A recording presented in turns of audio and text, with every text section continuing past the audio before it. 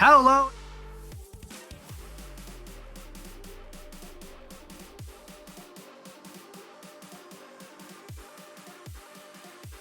With none other than Cicero, I am Joseph the Voice. I hope everyone is having a wonderful day today.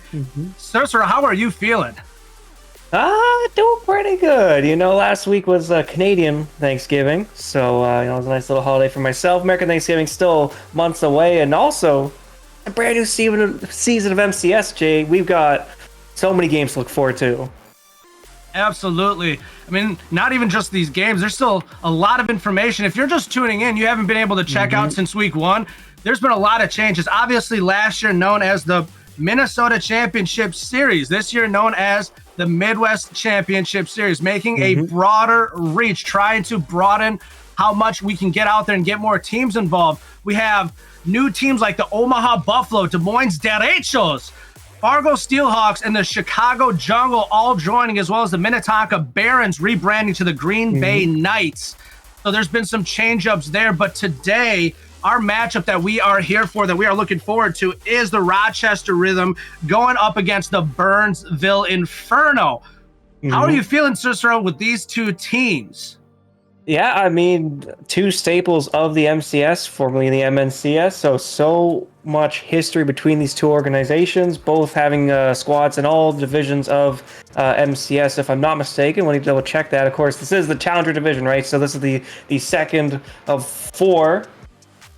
We'll need Stu to correct me if I'm wrong. I know they were testing out the waters with getting in more players and just bringing, as you said, creating more exposure and just expanding the scene as much as possible. And so it's always awesome when you get more teams, because then you get more players to pop off. And yeah, you can see some of the teams playing later, and also the format for Season 8. Gonna be split. I think it's the two splits again, as we're used to. Yeah, league play leading into a major, then play-ins, and then a LAN. Man, the LANs. One split this time, though. I believe it was the two last time, one split this time. So many changes, Joseph. So many changes. I feel like I'm going to forget almost half of them. Absolutely. Let me just take a moment, though, to just take a second and talk about these teams that we have coming up in this matchup.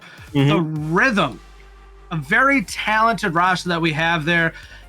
They were our returning champions from Season 7, likely to, hopefully keep a deep run going into the season and holding on tight, really hoping that maybe they don't make too many adjustments and that we see some big plays happening from them. On the flip side, with the Inferno, I know that coming into this game, we're not going to see our original Challenger roster. We are going to see a sub for Game 1, but after that game, I'm pretty sure they'll have their full roster of Mimic, Gavalanche, and Tizzy. I believe Owen is going to be subbing in for Mimic here in Game 1. And on the flip side, Rochester Rhythm with Cole, Risser, and Dicey. I know I'm really excited for this matchup. Honestly, right now, I am feeling a little bit more in favor of the Rochester Rhythm, knowing that they're the champs. I'm feeling that they're going to be able to hold it down, maybe take it. Honestly, I think they might shut it down a little early. I think they might go 3-1 in this series. Well, quick update, actually, Joseph. I just heard from production, there's actually two substitutions on the side of the Inferno. No Mimic, no Tizzy. So the squad tonight, for at least the first game, will be Gavalanche, Owen, and Quick Horizon. So two subs, as you said, you got to favor the team bringing in their full roster, the team that already won 3-1 in the previous week. So yeah, I'd favor Rochester Rhythm to take this one. I'm gonna go 3-0. I'm feeling confident in the Rhythm. I think it'll be a clean 3-0 for them. But we'll have to see. The thing with subs sometimes is you get that the honeymoon period, you get that little bit of magic. So, and also it is a brand new season. So even if the Rhythm are on a win streak, even if they are looking pretty good, they still might not be fully cohesive. And if Inferno can exploit that, they might be able to squeak out a win here. Absolutely. So you're saying the Rhythm is going to be hit out of whack today. They're going to be a little offset. Well, guess what? We got the matches ready to go. People are starting to get on in there. I hope all of you at home are ready for this matchup. Who do you have, Rhythm or Inferno? I want to see it in chat. Shout it out loud, because we are getting ready for the matchup right now, which is Rochester Rhythm going up against Burnsville Inferno. And shout out to the Tizzy fans in chat. Don't worry, you'll get to see them soon. But first, we got to see this kickoff. Game 1 underway, and it's a 1 kickoff. Actually, that's just going in on net almost. That could have been a pretty terrible way to start your Game 1, but the defense is there. Oh, man, we're already seeing what I love to see. Already to start out the game, we're seeing a little bit of bully ball in action. We're seeing bumps, demos, a little bit of aggressive play here. Hopefully it doesn't pay to, their disadvantage, but we'll have to see as they continue to play through. They're definitely trying to keep the pedal to the metal right now, knowing that the Inferno are down some of their key components. And let's see if they can capitalize here in game one. Yeah, I mean, 3 shots in 30 seconds, punishment from the Rhythm, but the Inferno now struggling to get out of their own half and getting demoed. Dicey in the stock Merc, you'll have to see it, getting bumps on the goal line, creating a chance for his teammate and a demo as well. Dicey is just taking names off the pitch.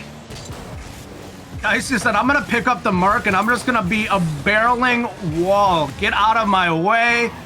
Like Donkey Kong, he's just going to come barreling at you. Oh, another demo. That's turning into a bloodbath here as the Rhythm getting a clear out. Gav will look to pop this up for a teammate. Cole there first. Not able to get 2 off the side. Well, this will be a quick shot from Quick on net. Dicey there, though. Finally, Inferno getting some chances to attack. Now a squeak ball in the midfield. Can someone get there in time? It's Cole there to bring it back in. Oh, Quick might be caught out of rotation here. Does come back in time to get the clear out. Minute 30 gone by. No goals quite yet. Avalanche going to try to grab it from that back corner. Looks like Riskami got there a little bit quicker.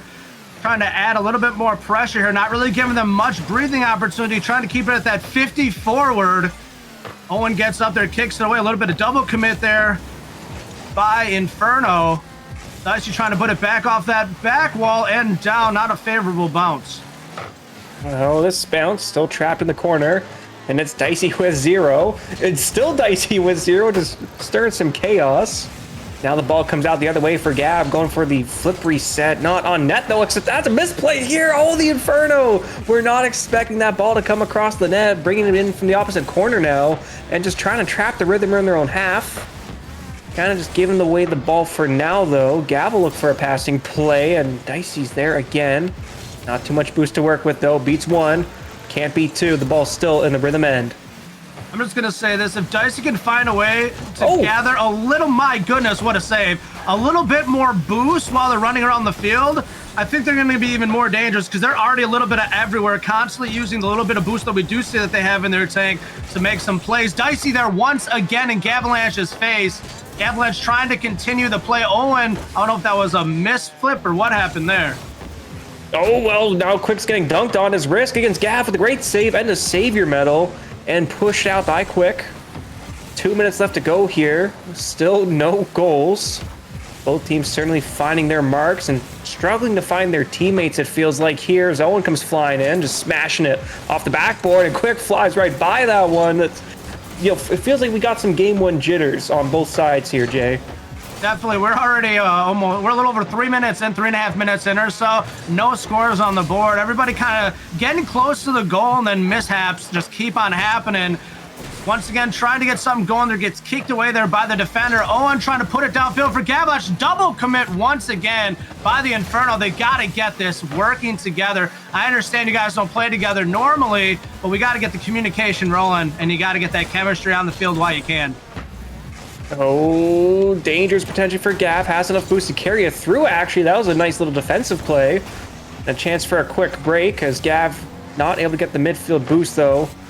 Will give the ball back to the Rhythm.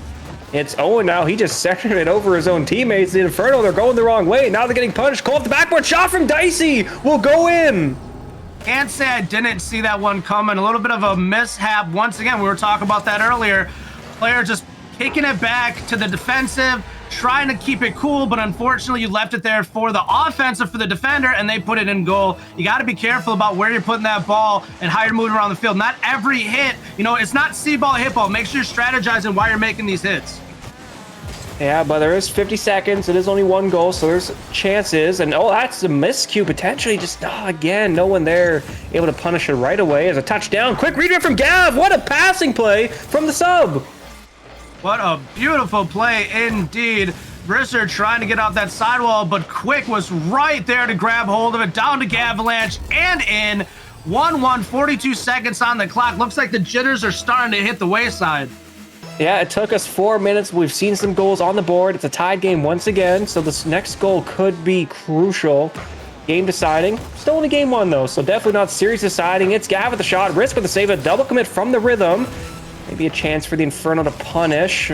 Passing play now to the midfield. Shot. Risk there. Can't get into time. The Inferno complete the comeback. You gotta love these beautiful, quick passes that Quick is getting in place. And Owen that time finding the back, and that Quick doing a great job being where he needs to be and getting the ball where he needs to get it. And now his team is up 2-1, 26 seconds on the clock. See how they decide to play this one. Will they just, play boot ball and keep kicking it away, or will they just be very aggressive and not let the Rhythm get out of their own third? It's Risk on me, trying to get this dunk here, can't find it. Quick over to Cole. Cole will go off the sidewall, gets bumped for their troubles. Now pass towards the midfield, but no one's there except for Gav with 0 boost to push this one out. We're in the dying few seconds here of game one. It's looking to be the Infernos.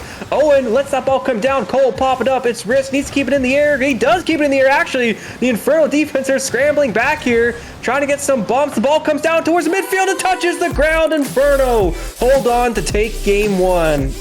Brister doing a great job trying to keep it alive there towards the end for the Rhythm, but unfortunately, the Inferno came out on top there in game one.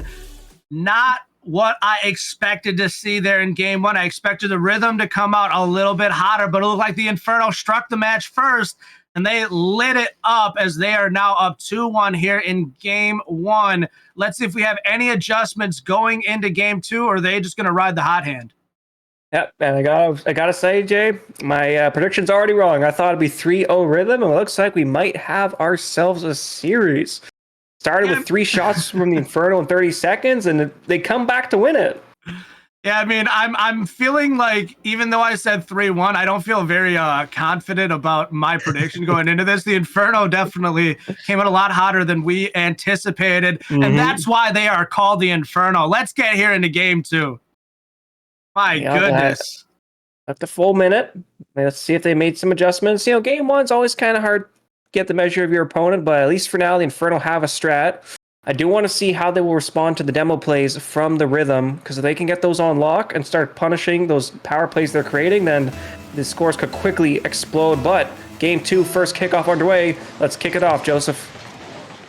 And Dicey's going to take it off from the sidewall, already up top and trying to make something happen. Oh, just barely missed it. My goodness.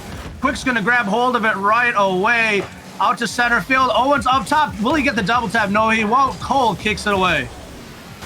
It's going to squeak out midfield here. Ooh, miscue from Risk. It's Quick and Dicey in the corner. Some struggle ball coming out now off the backboard. Owen will extend that one. 3 Inferno cars in the corner, just pushing the ball in there. Now a demo. Can they maybe look to turn this one around? Create some space for Cole here. They're trying to slow play. Gav is there first, though. Just keeping this in the midfield. Now Quick does look like they have too much boost to work with here. A mistouch, but it lands out to Owen. Still trapped in their own third are the Inferno. This is shades of game one. A little bit of a stuff there. Now the ball is left at the 50. Dicey trying to put it up towards the back. Well, Gavalanche is there, getting some good defending in place. Dicey tries to put it down for his teammate, Cole, but gets another tap, puts it back towards Risser. Now Risser has it up for Cole. Cole gets another tap, and Gavalanche kicks it away. Whoa, but they're not out of the woods yet. Okay, now they are. A little breather. Cole turning it around, though. Now centering it. Nice little play there. It's Owen who'll leave it up for Gav to try and touch this into the corner, and a bump from Quick, maybe to get this opening even going further. Quick can't get the beat over Dicey, though. That could have been a very fast counterattack. Stymied for now. Another 50 in the corner. The Rhythm just trapping the Inferno here. They don't even have a single shot yet. Avalanche has been doing an amazing job of holding that defensive line so far to start out this game. I've seen their name pop up multiple times already in front of that ball to make sure that the Rhythm are not finding the back of net. Even though the Inferno have not gotten a shot on goal, they're still doing a great job holding that defensive. Risser gets another shot on goal, and a demo there by Quick on Risser right away. Cole gonna hit it off the sidewall, put it center field for Risser once again, trying to get involved. Oh, some bump plays. Take the man off the ball. Gav backwards. That's a nasty pinch potentially here. Cole trying to fly in, can't get the finish. And almost halfway through game two, the Inferno just feels like we've been in the orange half this whole game, Joseph. Finally down to the blue. But for how much longer? A miscue in the corner and a huge dunk by Avalanche. What? Hey, I'm just going to say that they made well worth of that little bit of time that they needed on this side. Gavalanche getting a nice stuff there, and he knows Thanksgiving's coming up early, so he's got to get that stuffing in place now.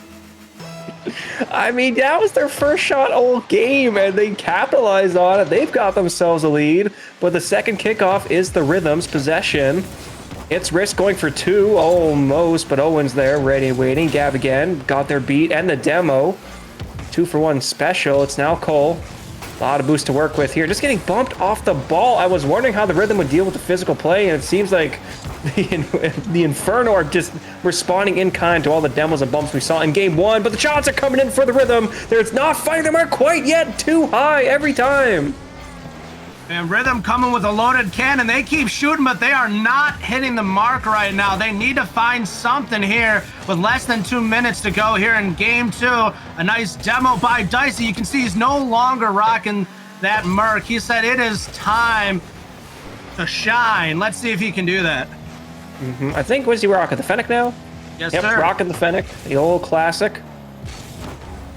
And the Fennec is Dicey now, finding Cole in the corner here. Ball bouncing through. 90 seconds left to go in game two. The Inferno still not more than that first shot and first goal. The Rhythm continue to put them on here, almost getting dunks, and Gav with a savior. Now it's Dicey last back, trying to get back and get some boost and get this over their net. They do so. That could have been real dangerous. And a solid defensive play from Dicey. Oh, but they're just getting dunked on in their own corner. With the time running out, the pressure is starting to build. Oh, and trying to find a team and can't get the shot on net. It's just wide. Dice is going to take it up top, throws it downfield, trying to continue on it, but Owen kicks it away. Now it's his turn, but instead, Risher's going to jump on top of that. Gavalanche takes off the back wall and down. Nice pinch. Cole kicks it away. Gives his team another opportunity from the other side wall. He is up top. Can he get this in place? No, he cannot. Gavalanche right there to kick it away. It's Risk trying to center now for Dicey, but they're just grabbing boosts in the back. Gav will get the shot on net, their second of the game, and a demo as well, creating the way. Oh, whifty in the midfield. The ball's just rolling across the net. Oh, another whiff in the midfield. Oh my gosh. Okay, the ball does not get put in, and now cleared out by Dicey. 20 seconds left to go. Like somebody waving a $50 bill in front of your face and just everybody keeps jumping for it. And they're actually, it's more like that ice cream guy that you see, where he's constantly handing you the ice cream, then he's pulling the cone away from you. Like, it feels like they're just playing tricks on him right now. Tricky with it. The clock has run out. Extracurriculars in 0 seconds. It's the Inferno. It's a double commit. It's a dunk in off the backboard. Oh, the Inferno will hold on. My goodness.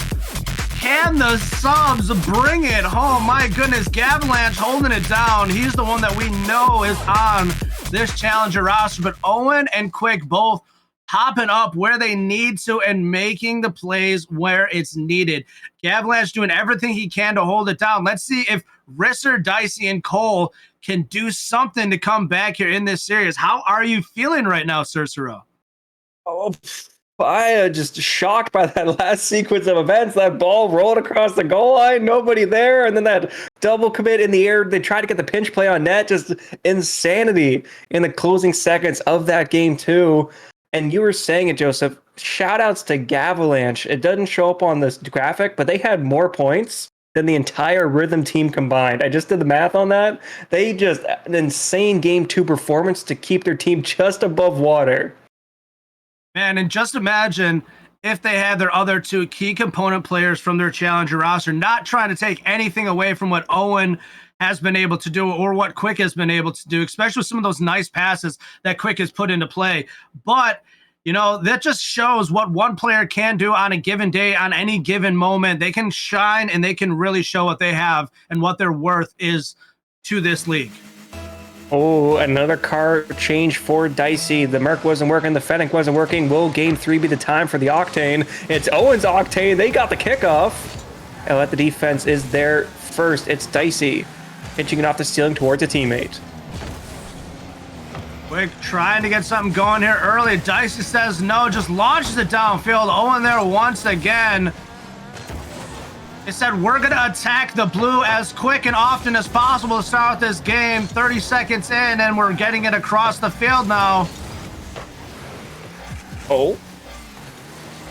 Okay, interesting touches. It's Owen with the catch and collect.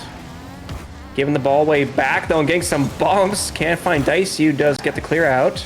Now down to Dicey. Not just enough boost for the shot here. They've drawn out all the cards from the Inferno. Another shot blocked by Owen. The desperate defense from the Inferno. Continuing to hold strong here, but they gotta chill out on these double commits. Absolutely. If they want to try to take this home here in Game 3, they got to be more careful about their commits they're making, especially on goal. Owen trying to get in Risser's face, not enough. Risser gets a bump on Quick. They are just continuing to try to hammer home. Oh, bumps. Gav with the dribble play, under one. Hey, pass two. Quick was not expecting that one. Another ball rolled across the Inferno line. So the Rhythm line not punished by the Inferno, who are now finding themselves on their own backboard. And another double commit. It's a chance for Cole if they can get around this ball. Not quite able to. It's trapped in the corner and now cleared out over Dicey. Owen just trying to continue it downfield, getting some bumps, trying to get in the face of the Rhythm defender. As Risser puts it across field, Dicey launches it down and Gavalanche grabs hold of it. Once again, Gavalanche just doing everything he can to try to slow down these Rhythm players. It's always funny when a player just keeps getting those zero boost 50s. It's just like, surely they're getting dunked on this time. They just keep rolling with it. It's Cole winning the 50 this time now. And a little pass into Gav. Struggling to clear it out here. And, punishing Dicey. It's Owen now looking to carry this ball and put it on net. Oh, right there to hit it right back up. Oh. Avalanche getting it past the defender. It's now off the back while Owen trying to get up on top of it. Not enough, but Quick is there to just keep the pressure rolling. Oh, in the corner. Now pushed out again, past the halfway point in Game 3. This first of 3 match points for the Inferno. Keep that in mind. They just need 1 goal at this pace. It's a pinch play from the Rhythm in the midfield. Will go high and wide. Now bouncing through the corner. Still bouncing through the corner, but it comes down to Quick, leaving it for Cole to get a shot off the backboard. Again, the Rhythm just keep finding their woodworks. And now Riz, they were back, but without boost. The ball just rolls in. What? I did not see that coming. I honestly thought Risser was going to be able to get over there. Risser slowed down to try to grab that boost, and unfortunately, ball before boost, my friend. The goals the Inferno are scoring, they are not the prettiest, but they are getting the job done. And that's what really matters here. But Cole will look to try and get something back in favor for the Rhythm. It's Dicey looking to pass towards Riz. Riz's shot will go in there. The Rhythm finally catch a break. Riz has had enough. Let's bring it back. Let's see if you can bring it home. 1:41 on the clock. 1-1. We got a palindrome, baby. Oh, the good observation there, Joseph. As you said, 101 seconds left to go here. A 1 kickoff from the Rhythm. Is this a chance to take the lead? No, it's not. Quick is there first. And now it's Gav. Oh, this will be a shot wide. Dicey threatening Owen from behind, and Cole finding demos on their first man. The Inferno are finding themselves running out of players here, but they are maintaining possession and maintaining shots. Rhythm trying to get a shot on goal just high. Gets kicked away by the defender. Gavalanche getting on top of it again, trying to put it on goal. Cole kicks it away. And the demo by Gavalanche put towards midfield. Oh, no one is going to be able to get there. And Risser with another goal. Yeah, Risser here just pre-flipping on the pinch. Oh, what a nice roll out of that one, lining up the corner of their car perfectly to get some power behind that. And the Rhythm have themselves a lead for the first time since Game 1. Let's see if they can hold on to it. They've won another kickoff. Cole's shot will be wide. It's Gav. Now looking to carry this high pop-up out over above Dicey. They can't get the touch. Riz is there in time to push this back towards the corner. And now Cole will get a clear out up to Riz again. Riz trying to get a hat trick, but can't get it past Gavalanche. However, Dicey can. And there is another goal for the Rhythm. They are starting to find their tune. They certainly are here. The largest lead we've seen so far comes in game 3 in the closing minute. With 44 seconds, there is still time to see some goals. The Inferno might be able to bring this back within reach, or the Rhythm might continue to expand their lead. They've won another kickoff. I believe they've won every single kickoff so far this game, and they're looking to fake out the Inferno defense. Dicey trying to dribble it here, but they get lost in the sauce, so now it's quick clearing it out.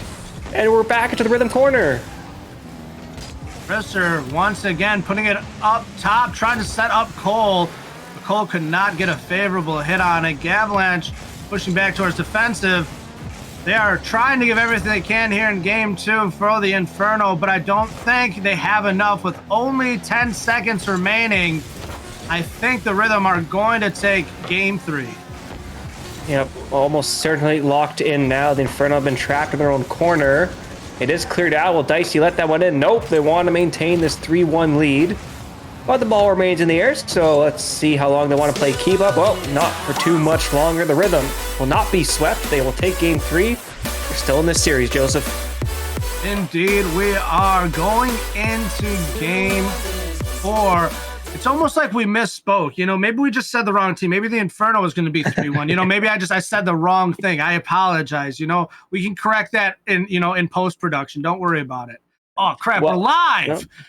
Yeah, well, I will say, can't count our chickens before they hatch. I think that game 3 was the most dominating we've seen so far. Because two things I kept noticing: double commits from the Inferno, and then 1 kickoffs from the Rhythm. The Inferno really got to clean up their kickoffs and their comms, or else I think the Rhythm are just going to reverse sweep this series. I mean, we still do have the possibility of a substitution for the Inferno. Oh.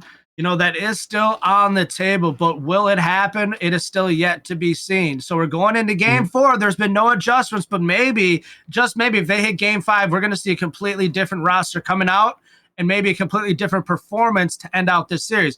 We don't know. Let's see if the Rhythm can bring it to game 5. You know, there's still a whole nother game in front of us. Yeah, game 4. Already rolling over to see Dicey. No, Dicey wins a game and stays in that car, Jay. So they're feeling the octane so far. And we'll probably play that for the rest of this series. Either they'll keep winning or we'll lose here in game 4. Let's see. 5 minutes on the clock, a fresh scoreline, another kickoff. This one lost by the Rhythm, but in their possession. No, it's Gav with the midfield, and he just flies right by the ball, leaving it for Owen to get a pinch play. Cole's going to try to hit it to Risser up top, tries to put it down. Gav is right there to kick it away. Gavalanche was doing a great job holding that defensive line throughout this series. What can they do to bring it back here and potentially seal out this series? Well, first things first, get around the ball here like Quick does. Wow, just refusing to rotate out, maintaining the pressure. Inferno taking the lead once again. Beautiful turnaround play there by Quick to put in the back of net. And Inferno, this is the quickest goal we have seen yet in this series. I mean, yeah, game 1, I think it took us 3.5 minutes to see a goal. This one, we've already got 1, and a good kickoff for the Inferno. It's a 2v1 here. That's a huge pinch. Oh, it just needs to get the touchdown. They find it, the Inferno. 2 goals up in 38 seconds. And we see this Inferno, I'll call it the mismatch squad, bring it home. Already 2 in the back of net. 4:22 on the clock. Still plenty of Rocket League still left to go. Oh, yeah. The one upside to getting a score out a couple times early is you got a lot of time to come back from that. It is hard on the mental, though, so we'll have to see if the Rhythm can maintain their mentality here as they're getting demoed. And now a chance to find this out. It's Riz bumping the defense, not letting them get back into a comfortable position. Avalanche once again there, put it up for Owen, who misses their attempt. Now Dicey's just going to try to grab hold. Flips past the defender, almost getting demoed there. Risser puts it downfield, and Risser brings it back within 1. My goodness, what a beautiful play set up. And those are exactly the kind of goals you want when you're making a comeback, right? Not those fluke plays, not those dirty goals, but just a nice mechanical play in the midfield that gets you fired up, that gets your team fired up. The Rhythm are still in this game 4. Vic gets it put up, stays on top of it. Dicey meets him at the 50. Risser once again getting on top of the ball, trying to get something set up. Dicey just tries to keep it on the offensive Can they get in the back of net? Gavalanche not trying to give them much breathing room. A lot of good defensive plays coming out for the Inferno. Can they continue to hold this line? To see they're holding high line for now, as it's Owen leading the charge. Letting the ball fall down for Gav with a little slow shot here. Oh my gosh, a Gavalanche just balled the defense. That was a beautiful play there. I didn't expect the light little touch there by Gavalanche, but hey, every player on the Inferno now has a goal. Why not? What a shot that was from Gav, though, man. He just faked out the defense. We're not expecting that one. This kickoff, though, is run by the Rhythm. In the Inferno corner, we find ourselves once more. Ball coming out. Now miss clear from Gav. It's turned back in, still in the orange third. And another beat here. This is a chance for Cole to bring this one in one. He does punish that. It's a 3-2 game. A lot of time still left on the clock. It is starting to get heated up here in the Rocket League Stadium. Who are you rooting for in this series? Do you have the Rhythm? Do you have the Inferno? Who are you rooting for out there in chat? Slow kickoff from the Rhythm. A chance to punish here. Tie it up right away, but Gav back. Getting one touch. And now some more. They've got to pop up into an air dribble. How far can they carry it? Not too far. It's Riz. Up to Owen. Almost halfway through game 4. Some bumps on the goal line. And another save from Gav. A savior medal. And now dribble play again. They'll just flick it over past 1, but it is just wide over 2. Not able to put it on net as quick. Gets a demo. It's a power play for the Inferno as not much longer. Cars spawning, rotating back, finding boost, and most importantly, getting saves. Owen trying to kick it across field. I don't think Gavalanche saw that pass coming, so they retreated to the defensive. However, they do have the boost to defend right there, trying to stay on top of it and drive it away. Gavalanche is still on top of it. Nice flick. Almost once again. And they do, in fact, get it. Gavalanche holding it in front of goal there and striking it in. Wow, Gav beating their man in the corner, beating them in front of the net, and then beating them in front of the net. They popped off in game 2 for their team, and now they're popping off in game 4 for their team. Once again, taking a 2-goal lead. Still 2 minutes left to go, though. Plenty of time here for the Rhythm to get something back, and they're playing real aggressive right now. I just want to state, one of the worst things about an avalanche is actually the aftermath. Once you think that the snow stopped moving, it continues to come at you, and that's where you continue to compound. And just like that, Gavalanche is doing just like what an avalanche is doing, is compounding that on top of the defenders. And I'm noticing the Rhythm are desperately chasing demos right now. They're just now getting back on defense. I know they like to play aggressive, but you have to be careful. Going for a rough demo is not helpful in the long run here, as they're just getting punished, not able to win their 50-50s. They just keep losing them to these Inferno players, out-muscled every time. A minute 12 left on the clock. Tick-tock, tick-tock. Rhythm, you gotta put it together. You gotta find something. Otherwise, the Inferno are gonna take it home. Inferno corner. Owen scrambling to get back.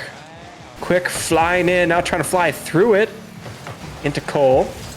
Up to, Riz still in the air. We'll look to center it for a teammate. Dicey taking the slow here, just gets punished by Owen. The Inferno not giving the Rhythm a chance to breathe, to find their tempo, and they find themselves in their own corner again and again and again. This shot will be on net and in. Gav with the hat trick here in game 4. Man's got a hat trick, man's got a savior. Doing a little bit of everything to try to bring this one home. Gavalanche definitely the MVP of this series, if you ask me.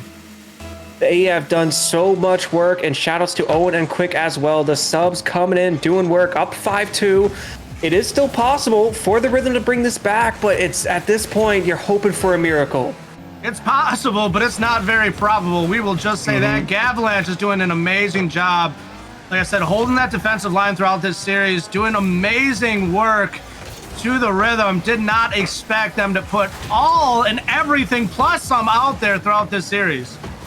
As they could get another shot here on net. A double commit from the Rhythm. They're running out of time now, and yes, too much time has gone by. Game 4 will go to the Inferno, who take the series 3-1 despite playing with 2 substitutions. Tremendous work by that side. They got to be happy with their win tonight. I mean, that just shows, if you look at the entirety of this Inferno's franchise, if that's what you got in the league below, man, I am excited to see what you have for this season to come, because you can just mix and match between your teams like this and make some noise. That is amazing. Yeah, that was an incredible performance. And Joseph, as you said, I think we can confidently say now Gavalanche got to be the MVP for their performance in Game 2, in Game 4, and just being a solid backline in the remaining games. And again, shoutouts to the subs. It's always so much pressure when you come up with a new roster against the guys in the division above you. So great work by them, maintaining just solid mechanical plays and not making too many mistakes. Absolutely. And if like I said, I'm always here for some amazing Rocket League, and that was something I did not expect, and that was in fact some amazing Rocket League. So thank you very much to the Burnsville Inferno for giving us that performance. That was definitely something to see. I'm telling you, these not week one, but these game one series that we have every week so far, week 1, week 2 now, it has been just jam-packed with excitement to lead it out. Last week, we had the reverse sweep. This week, we have the Burnsville Inferno with 2 subs bringing it home. I mean, this is what the Midwest Championship Series is about. This is why we expanded and why we need a broader reach, because we are jam-packed with these types of games. Yeah, there might be some mistakes out on the field. It might happen from time to time. But guess what? I want to see you go out there and make some of these plays. My goodness, that was a heck of a performance. Yeah, and condolences to the Rochester Rhythm. You know, we saw the sparks of, I think, the style they want to go for, especially in Game 1, that very aggressive demo style. It didn't work out for them now, but if they can iron out some creases there, they might be able to make a pretty deep run this season. But that's it for our first match of the night. We still have 3 more to go. Up next, the Bemidji Lumberjacks taking on the Fargo Steelhawks.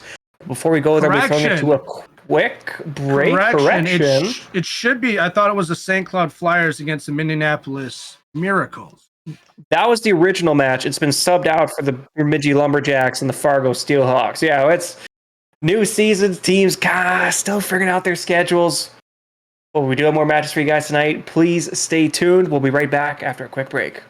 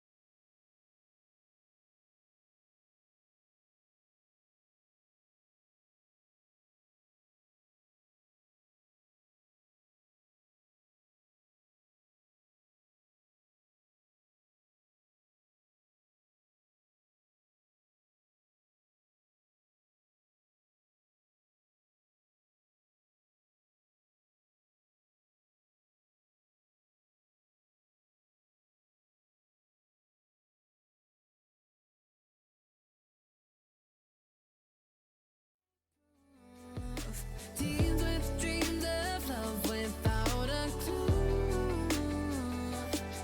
We were hopeless and we're hopeless now, but I remember we threw our face in the air singing. I remember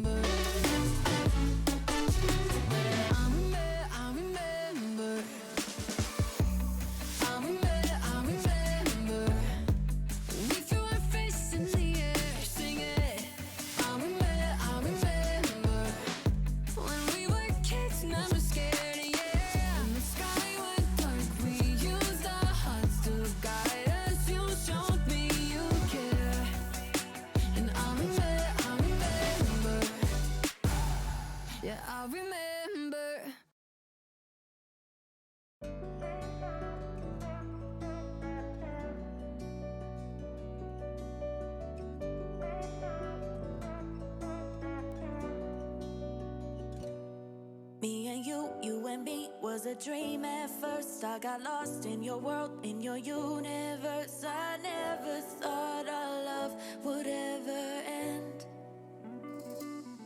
I messed up, made it worse, pushed you away. All that fighting and pain till you left one day. Wish I could take back all those things I said. I can't deny that I miss you, and I know that you miss me too. So let's get over our issues and go back to me plus you. I know that things weren't perfect, but I think it's worth it. Nobody knows you like I do. I can't deny that I miss you, I miss you. Let's go back to me plus you.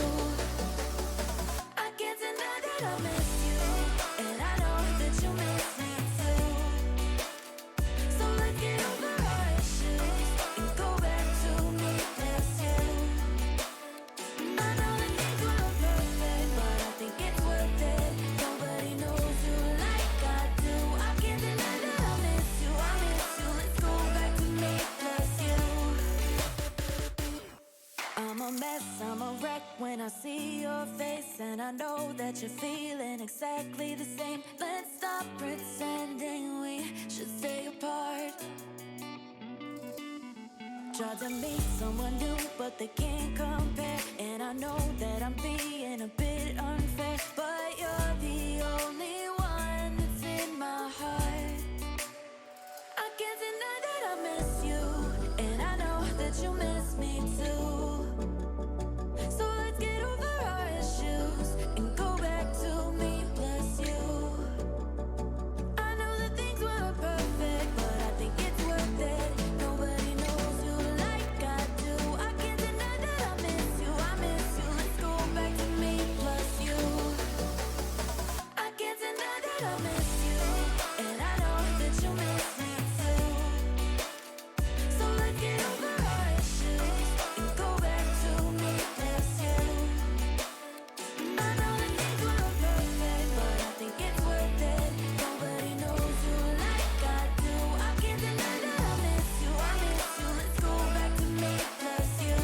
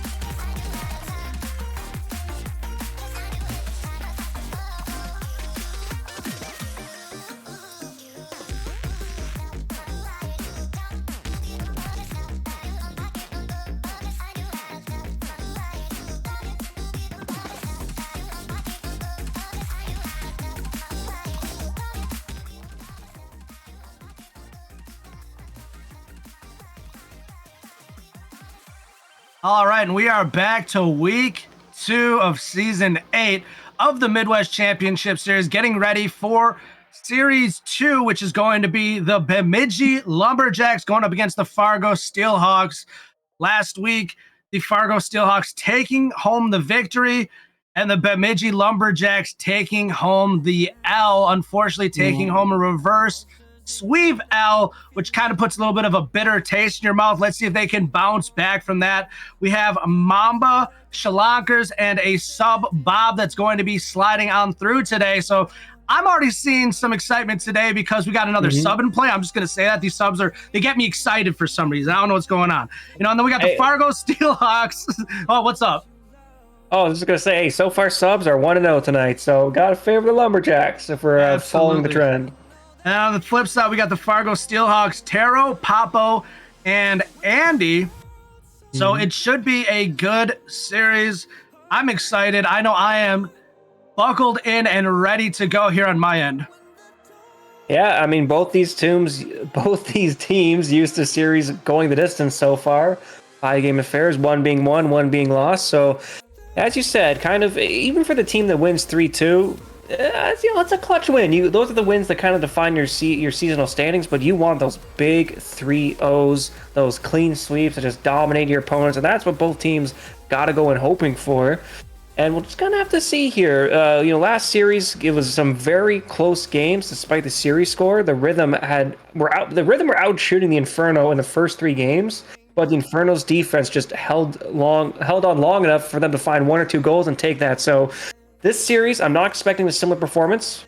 I feel like it's going to be a bit more one-sided at the start, Joe. So I don't know which squad, though. I can't make the prediction, but I feel like the first couple games are going to be very one-sided. I'm going that we're going 5, and I'm actually going to go in favor of the Bemidji Lumberjacks, 3-2. Well, then, be the contrarian. I got to back the Fargo Steelhawks, baby. Expansion team. They're going to continue this streak here, 2-0, containing their spot as top of the league. Let's see how game 1 turns out. It's underway. Andy gonna grab hold. He gets met right away by Bob the Huge Man. I love that name. Oh, let's see here. It's Schlonkers of that name as well here. Shots. Oh, what the? Okay, off the backboard. No, off their teammate. Creative attacking attempts from the Steelhawks here. They're looking to find their teammates. And they're looking to find some boost and hustle back on defense. Well, unfortunately, Schlanker's not able to capitalize on that one. Bob going to get right in the defender's face. Papo kicks it away. Taro up top. These are some beautiful pass plays between Taro and Papo. Last series from last week. Let's see if they can get some of that same rhythm going into this series. Oh, it's Papo trying to bump. Oh, maybe creating some chaos here. Mama putting off the backboard, getting pushed off the ball, but Bob, the sub, is there. Putting this into Papo, who, oh god, and make sure you're not taking too much time or else you will get dunked on. As the Steelhawks mounting some kind of attack here. It's Andy with the touchdown off the backboard, not able to get the follow-up. 1 minute gone by, a little over that actually, and still no shots for either side. Schlanker's trying to get a sneak-in opportunity there, but it wasn't enough. Papo kicks it away from Mamba. Both of these teams just not really giving much opportunity in front of goal right now. Doing a great job keeping away from the front end opening of each goal. Let's see if they can continue to hold up the defensive wall or who will be the first one to break. It cannot stay that way forever. I've just seen so many little spiteful bumps between both teams. I'm loving the exchange of aggression here as it's the Steelhawks putting this ball off the backboard. Andy flying in. Can't beat the low boost Mamba. Able to push this one into the corner. The Steelhawks getting some kind of advantage here in pressure, but still not quite getting the ball in dangerous enough spots to really put it on net and make the defense for the Lumberjacks panic as they find a clear. And it's pushed back in. Donkers up to Mamba. Mamba going for a play. You're trying to find Bob. Shot. Bounce. Dunked in. Sub doing work for Bemidji. Beautiful dunk there by Bob, coming on up from Mamba's pass and bringing it home. And just like that, the Lumberjacks are up 1-0 against the Steelhawks.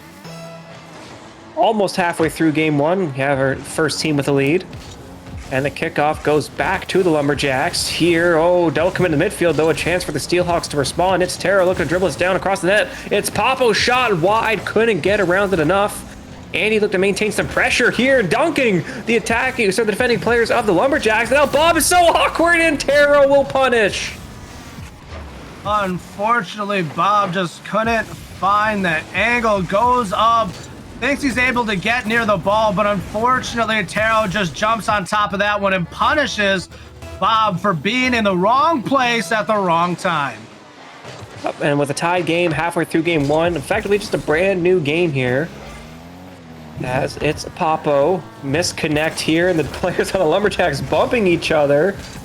And now trying to pass it to each other back and forth. They're definitely a game of tennis here. Both teams kind of serving it to each other and not mounting any sustained attacks. Pinch play attempts.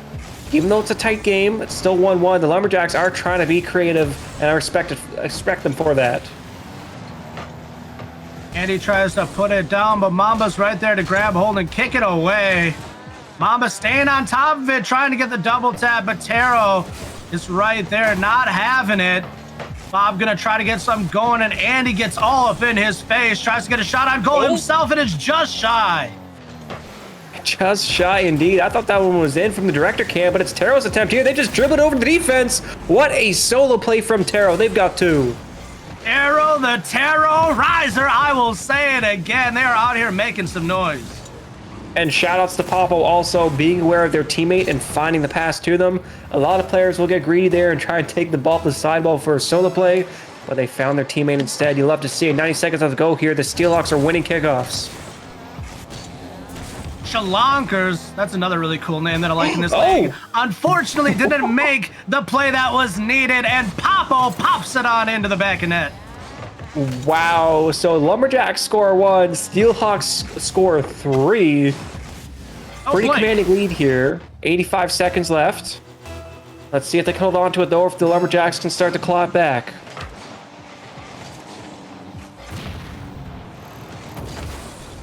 Bob's gonna pop it up. Papo's right there to slow it down. Immediately on the attack, Taro. Continuation of the ball, but Mamba's driving away. Nothing in the tank. Andy just gets enough of a hit to just keep it in play for his team. Papo's still there, grabs the boost from Mamba. He doesn't really need it. Grabs it, let's even get a nice flick going. Unfortunately, Papo stays aggressive. Chalonkers, let's see if they can drive it away. They get a nice hit on Papo, continuing to drive it away. Bob the Huge Man with a clear downfield. Gonna give it to Mamba.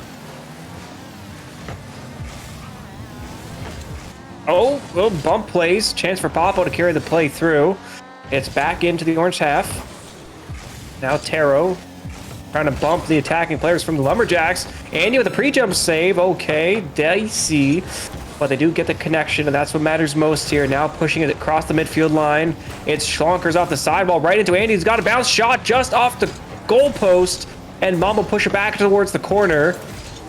Let's see, a little bit messy here as Bob giving away now. 10 seconds left to go, still down 2. The Lumberjacks are running out of time to come back in game 1. All I'm going to say is, Andy, hit me up after this game and I'll give you a ruler, because every shot you are inches away from making in. And if you can capitalize on those few inches, you are going to score, and you are going to keep on bringing it home for the Steelhawks, because you are narrowly missing the goal on almost every attempt. Yeah, pretty good shooting for the Steelhawks. 2 for 3 from Taro, 1 for 2 from Papo. But Andy with that 0-3. If they had the same percentage as their teammates, game 1 certainly would have been a blowout. And yeah, that was one of those interesting ones where, you know, one team scores, you get hyped for them, and then the other team scores 3, and you're like, got a little too excited, a little too early. Well, this is a best of 5. Plenty of games left to be played. Definitely plenty of games still left to be played. Let's see if Mamba Chalonkers and Bob the Huge Man can continue to make some noise and bring it back here in game 2 and rip off the wings of the Steelhawks and slow them down. Yeah, we'll have to see here. In terms of kickoffs, I think I had to favor the Steelhawks, so I'd like to see what the Lumberjacks can do to kind of unsettle them and maybe get a kickoff play of their own, and hopefully strike quickly to take the momentum in early in game 2.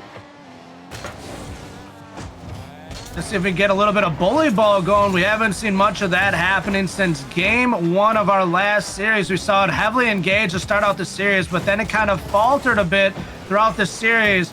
It's definitely not a strategy I would just lay pedal to the metal, but it's definitely something. If you can start to capitalize on good bumps, good demos, you can start to irritate the defenders and keep them offset. That is what I define as bully ball. You are just out there, just like a bully would on the playground. How they keep on coming up to you day after day, trying to get your lunch money, coming to you during lunch, trying to eat your snacks. You know, you're out there disrupting the defenders and you are bullying them.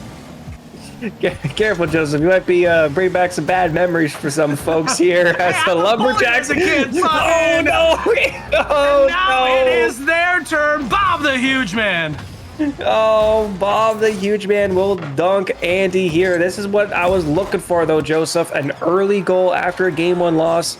The Lumberjacks had 5 shots in, what was that, 37, no, Matt's film here, 37 seconds. So, no, 47 seconds. What am I doing here? Either way, a lot of shots in the first minute. That's the kind of pressure you want to see. In many but little amount of seconds, they have in fact shot 5 times on goal. It's too late for math. Please forgive me.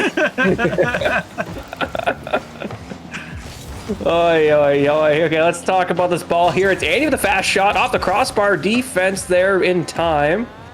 Andy, I got that ruler for you, homie. I'm telling you, you're getting closer. It's a game of inches right now for you, homie. Yep. Oh, but a demo here. Now Terrell trying to pump another It was wide left. I just want to point out it was wide left. They're getting closer. They will find their marks and find the back of this game. I trust in Andy. I have a lot of faith in Andy. I do. As soon as they start hitting, they are going to hit, and it's going to be scary. Hey, I mean, last time the Lumberjacks scored first, the Steelhawks scored 3 here. They're just continuing to pressure. The Lumberjacks getting closer and closer and closer, but just not able to put this one on net. And now cleared out.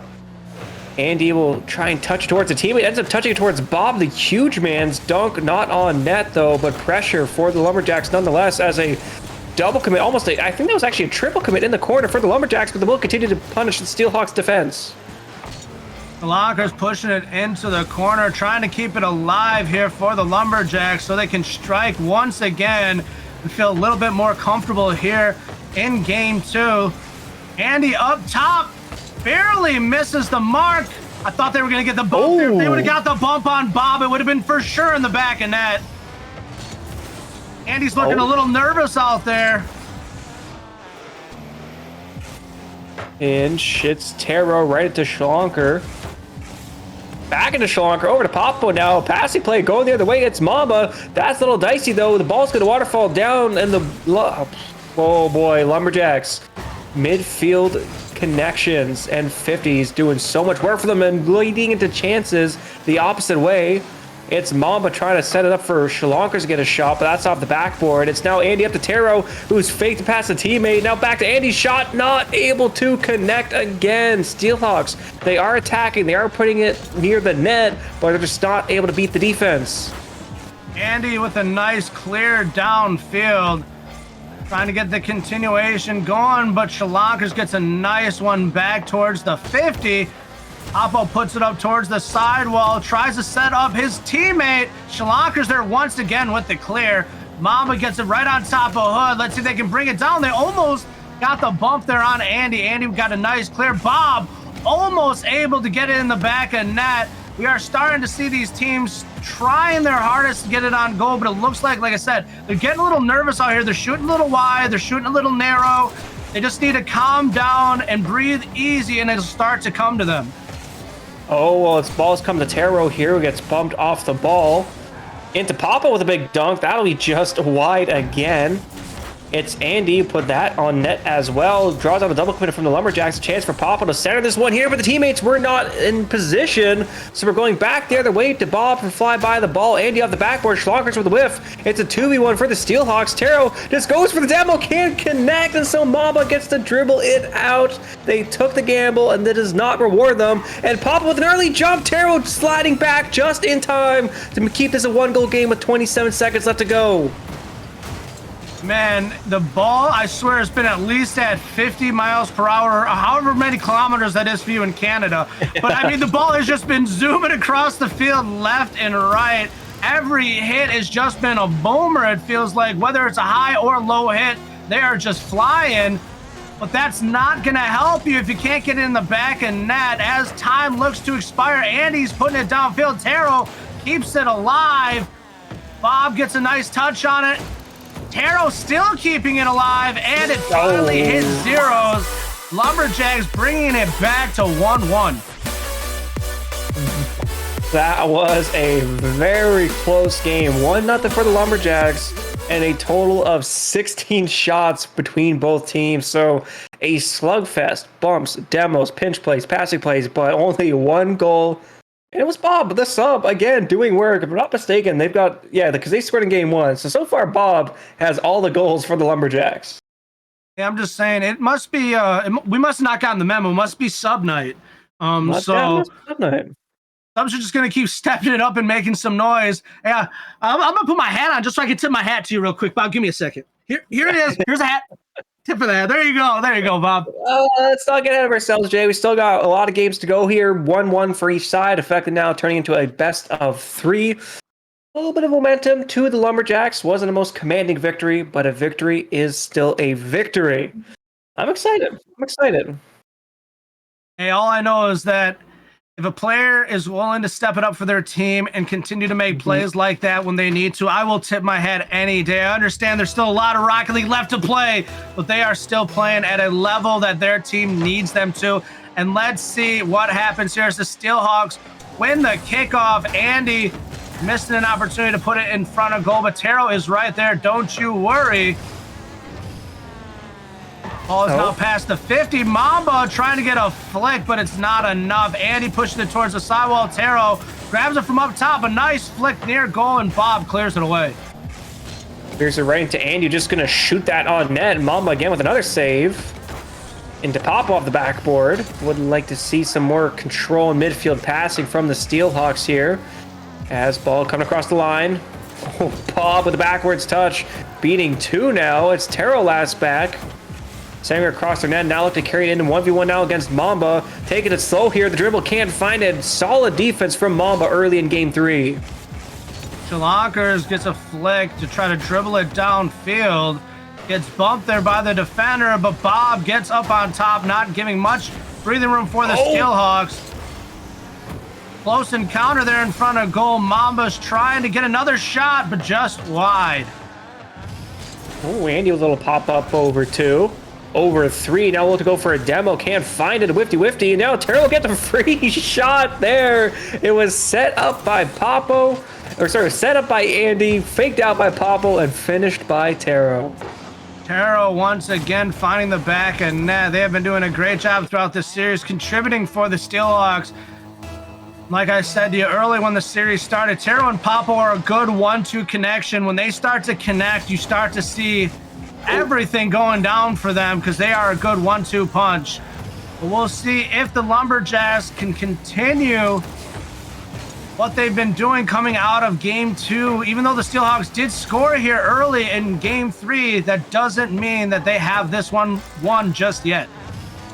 Yeah, I mean, we saw the Bemidji Lumberjacks score early in game 1, and then the Steelhawks battled back to make it 3-1. So still plenty of time for a comeback and the potential victory here, but the Steelhawks playing a very close one-on-one game, and they might actually get caught out here. It's Andy with the pinch, not in a good spot though, and Popo flying as well. A double commit. Can Taro keep this one out? No, they can't. It's Popo last back. Not too much boost to work with. The shot comes in the 1v2. Popo can't handle Mamba's shot. Mamba getting a nice setup there by Bob and throwing it down. Bob knew exactly what he needed to do to make sure that Mamba could execute on that play, getting it set up and then going for that bump. That's what you like to see. All the team contribution happening at once. Lost kickoff now for the Lumberjacks. Mamba with the pop-up. At the back corner boost, under 1, down to Bob, up to Taro, out and now. It's the Steelhawks. Pinch in the midfield. We'll take it across the net, but Mamba's there for a save. And now just a dribble out. It's an open net. Mamba, oh, blocked by Taro. Flying back. I didn't even see them. They got there just in time. And now the defense from the Lumberjacks trapping the Steelhawks in their own third. And now a redirect attempt from Bob. What a shot. Wow, that was such a beautiful play there. Bob just in position, redirecting and bringing it home. And now the Lumberjacks are up 2-1, 2:23 on the clock. How are you feeling about this series in its current state, Cicero? Oh, looking like you predicted a very back and forth series. If I had to predict, it'll be 3-1 for the Lumberjacks. Let's see. You know, there's a script in front of me. Let's see if they can break that script. As Taro, with their 5th shot of the game, turned aside by the defense of the Lumberjacks. Lockers in that back corner, kicks it up, and Mamba's up top, gets a little redirect of his own. Chalonkers is there, hits it just wide of the goal. Unfortunate. Could have put them up in a little bit more comfortable territory, but now Taro gets a shot, and Chalonkers clears it. Andy with the attempt.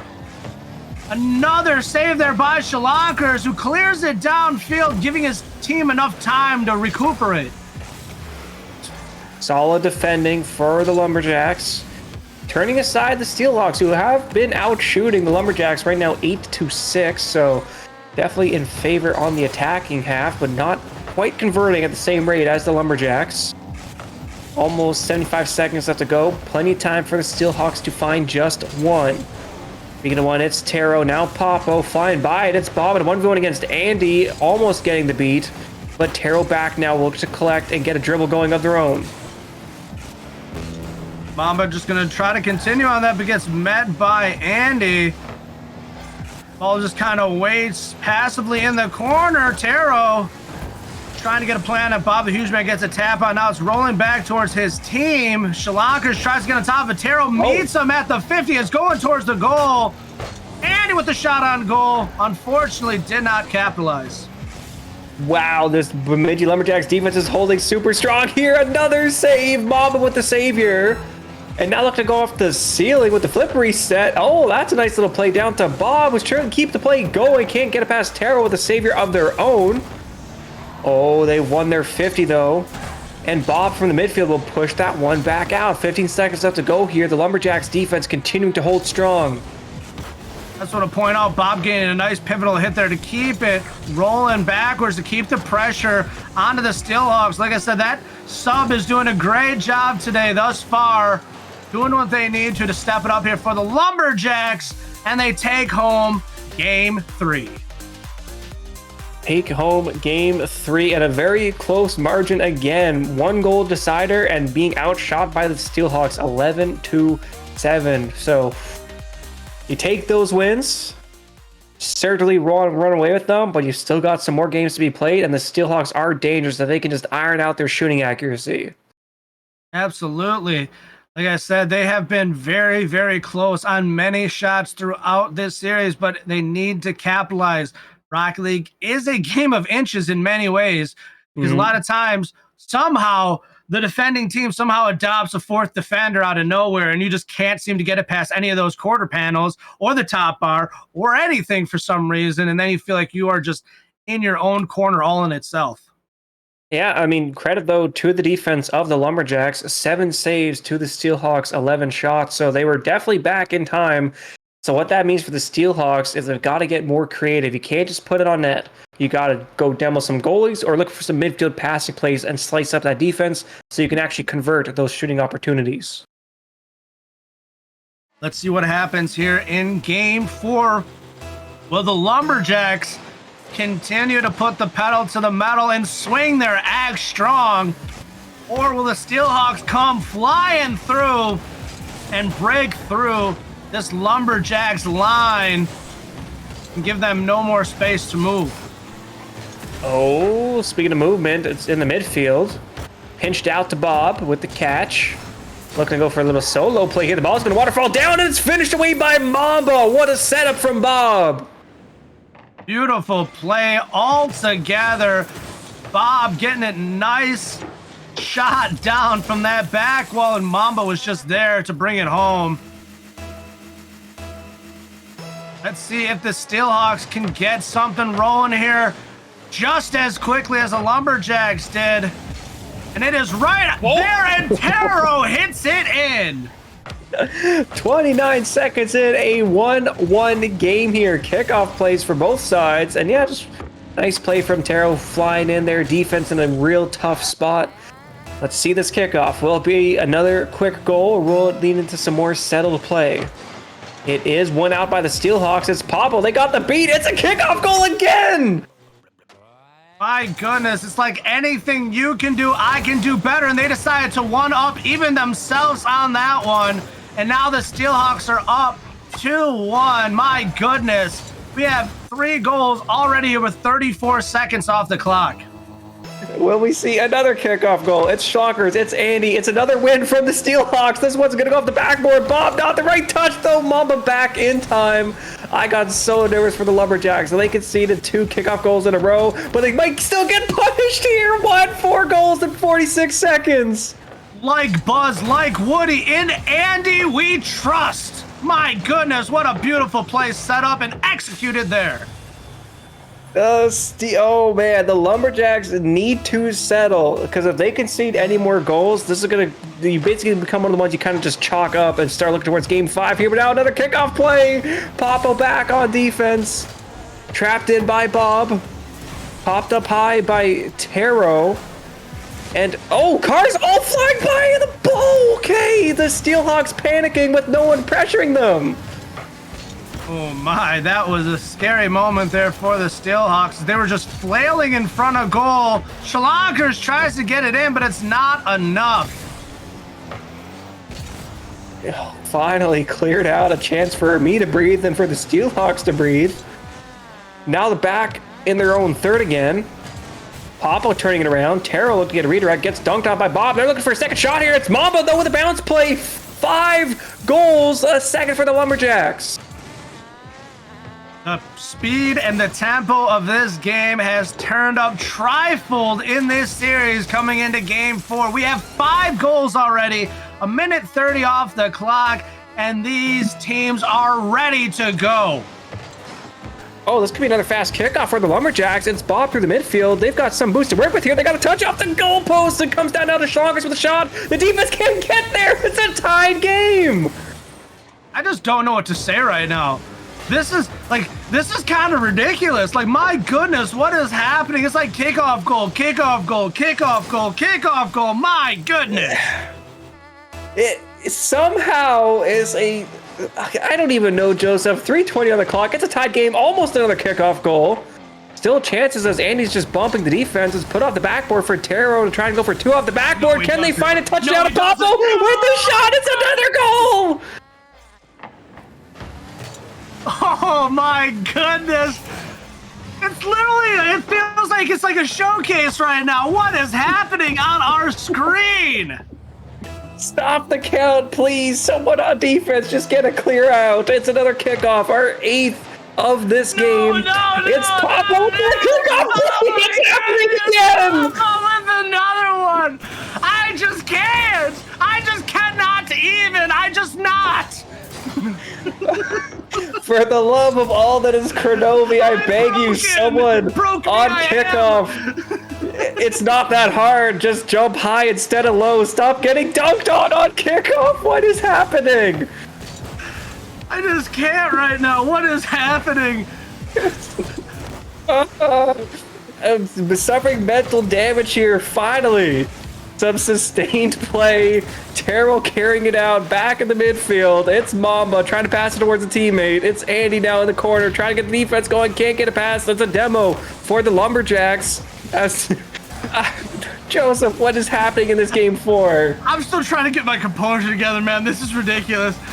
I'm like, the fact that we've actually had the ball moving for this long, I'm actually shocked. Like, what the heck is going on here? At least we have some normal Rocket League finally being played on the field. The longest drought we've seen of goals. Finally, teams settling into attacks. And it's the Steelhawks up 5-3 here. But it's a bounce shot from Bob. Poppo can't get back in time.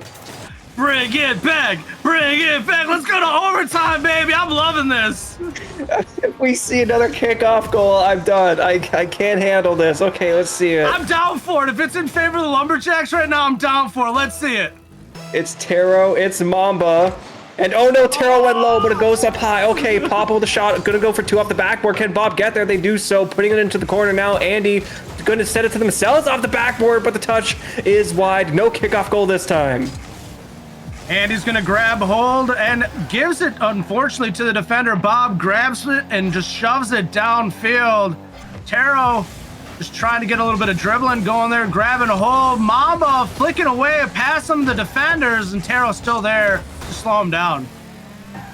And it's now in the corners, and Steelhawks defense struggling to get a car on the ball here, both flying by it, as well as the attacking player for the Lumberjacks. It's Schlonkers now running out of boost. Andy able to clear this one out, and Taro will just fire it on net, relieving some pressure and maintaining possession for a little bit. It's Papo now off the backboard, but Andy waiting for the touch from the Lumberjacks before they strike. Bob gets a nice touch, trying to bring it downfield. Taro steals it out of the air. Mamba trying to get some tricks of his own. He's going to leave it for his teammate. Is he going to do it all on his own? He tries to do it all on his own. But Bob, the huge man, comes up and the sub brings it back. 5-5, 57 seconds on the clock. And we are only in game 4.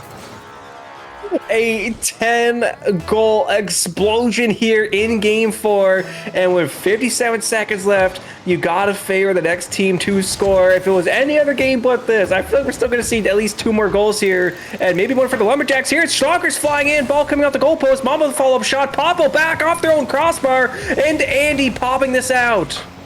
It is hard to breathe easy in this match right now, as both of these teams are just putting it all out there. Shalak is going to grab it, kicks it past Andy, gets another hit, and Taro just drives it away.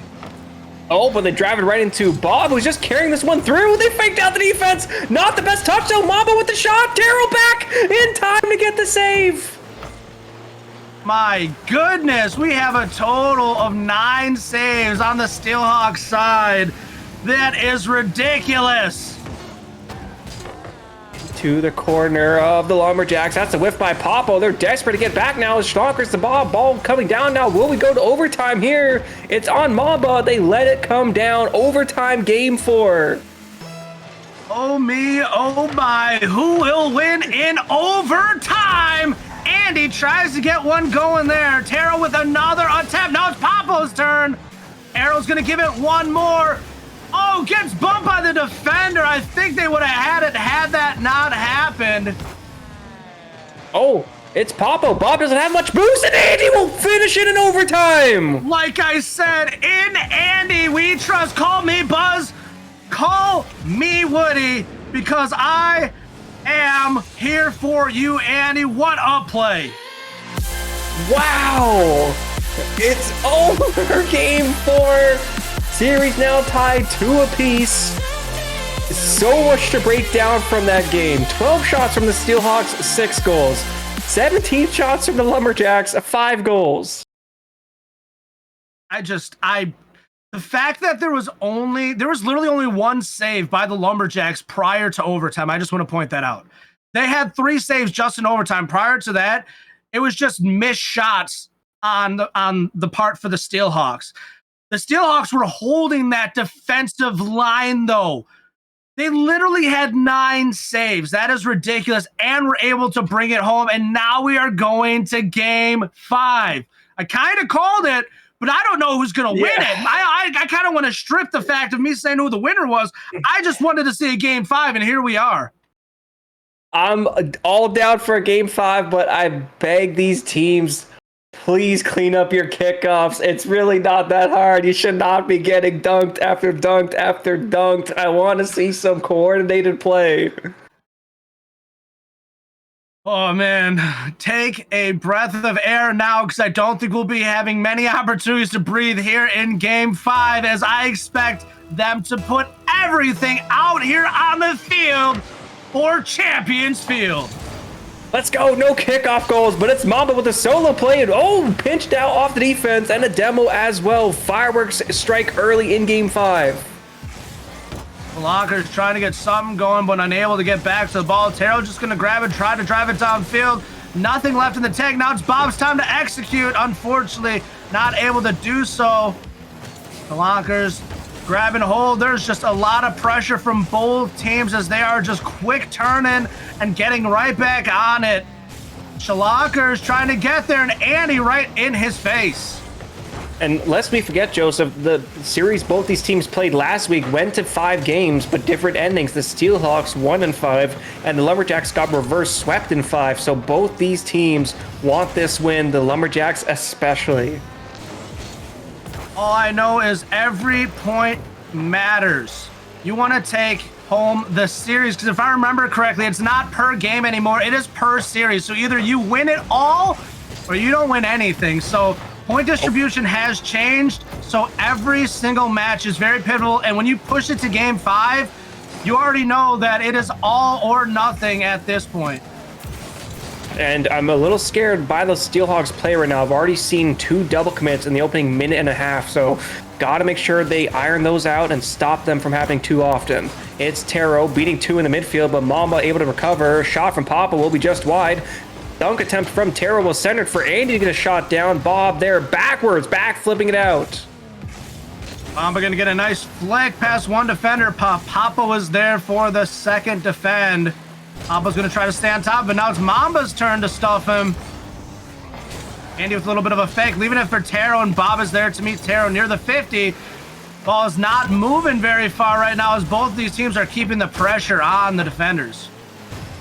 Kind of crazy how last game we already had like 8 or 9 goals at this point. This game, 0 goals. So this could be the first, though. That's a bump on the defender. Taro has a pretty open net to work with. It's bouncing off the crossbar, and the defense get back in time. And now we're going the other way. It's Papo against Mamba with a second touch. That's wide as well.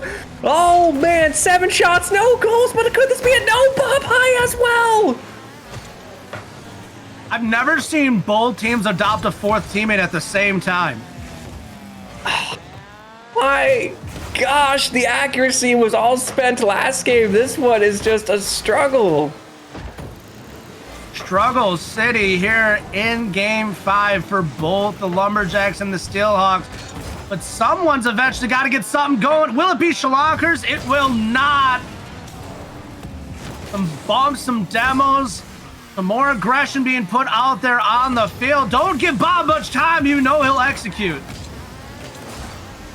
Arrow now trying to find Papa, but Papa's got the demo. It's open. They just got to walk it in, and there we go. The Steelhawks take the lead. Beautiful team play there by Papo and Taro. Nice demo, and Taro, like you said, just walking it in. And they are now up 1-0, 1:57 on the clock. I am not certain that the Steelhawks will be able to hold it for the rest of this minute 45 left on the clock. You almost expect the Lumberjacks to be able to pop at least one in and bring it a little closer, but you never know what might happen. Yeah, it seems like the Steelhawks are really dialing up the aggression here. I'm seeing a lot more demos than we did in the previous games. And just shots from tight angles. Mamba with a save, but it's still centered, and Taro's bumping. Papo will let them get the first clear out and now try to get a touch. Andy up to Mamba. Another 50 out, another demo from Taro, just collecting name tags. But we find the Steelhawks in their own corner trying to get it out right now. Tries to slow down Andy. Taro puts it up. Andy is there. Can he get the 2? And he does! Just past Mamba. Beautiful play there by Steelhawks. Bringing it home, and there's a minute 3 left on the clock, and if you're the Lumberjacks, you gotta be a little worried. But now's the time for those kickoff plays. If they can get a quick one, then they've got a lot of time to just find one more. And here we go. It's their possession. It's Schlonkers, but they can't beat Papo first. We're still in the Steelhawks corner, though. Bob looking to center it, but they find Andy. They've beaten one. It's Taro. Oh, Mamba, great recovery. Able to put this down towards Schlonkers. And now in the Steelhawks corner, ball's going to pinch out across the net. The defense from the Steelhawks just not letting this ball get in any dangerous spots. With roughly only 37 seconds remaining in the game. Do the Lumberjacks have what it takes to bring this back home? Unfortunately, as we try to call it, the Steelhawks do exactly just that, and they steal it away from the Lumberjacks, and they are looking to bring it home to feed their children. Their children are starving, and the Lumberjacks will not eat. The radio broadcast from last century doing work here, but describing the story. The Steelhawks up 3 with 24 seconds left. Gotta favor them to close out the series now, and actually they might find a fourth here. Mama may have over-rotated. They're getting bumped and recovering in time to get the touch, but I think the damage has been done. The Steelhawks battle back for being down 2-1 and are going to take this series in 5. That was quite the turnaround for the Steelhawks, starting to get it figured out. They're bringing it home here in Game 5. And definitely went to 5, but it was the Steelhawks that are going to be taking it home. Wow, the Steelhawks and the Bemidji Lumberjacks really just getting a lot of play experience here. 2 weeks, 10 games, 2 best of 5s, gone all the way. But once again, the Steelhawks will come out on top here. Just crazy games, though. It was there was no consistent story, it seemed, game to game, Joseph. Just a lot of variation every time. Absolutely. No two games seemed alike in that series. We will just say that, and I think that's the easiest way to state it.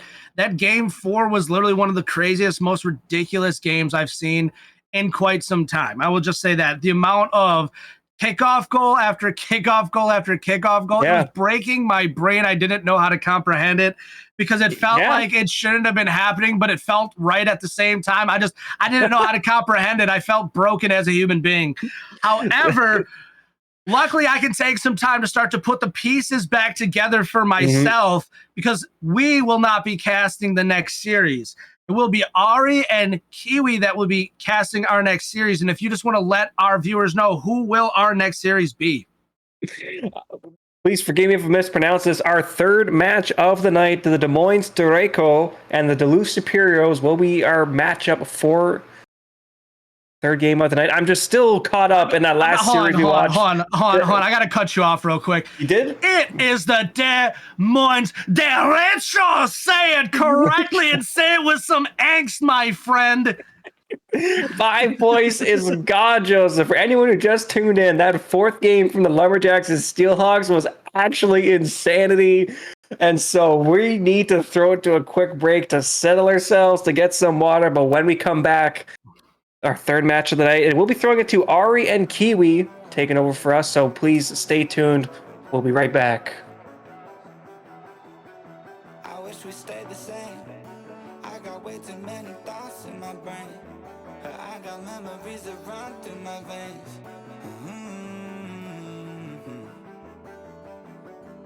I'm not one to blame, but I could point out every way that you changed. Some things stay up while others go right down the drain. And lately we've been going down in flames. But if I'm honest, I get in my feels when I want you. Say you feel it too, I'll haunt you. Hold on till I'm lost in the nirvana. But if I'm honest, I get in my feels when I want you. Say you feel it too, I'll haunt you. Hold on till I'm lost in the fire. But if I'm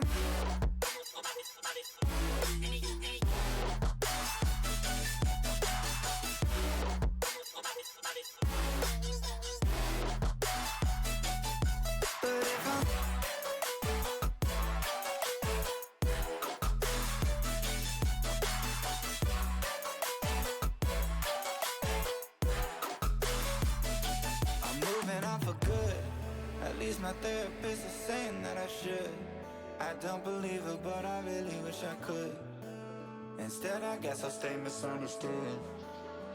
Oh, 'cause I'm stuck now, just trying to figure a way out. I've tried but can't seem to slow down. I don't know if I want to. But if I'm honest, I get in my feels when I want you. Say you feel it too, I'll haunt you. Hold on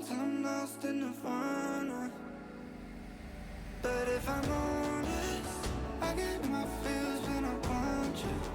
Say you feel it too, I'll haunt you. Hold on till I'm lost in the final. But if I'm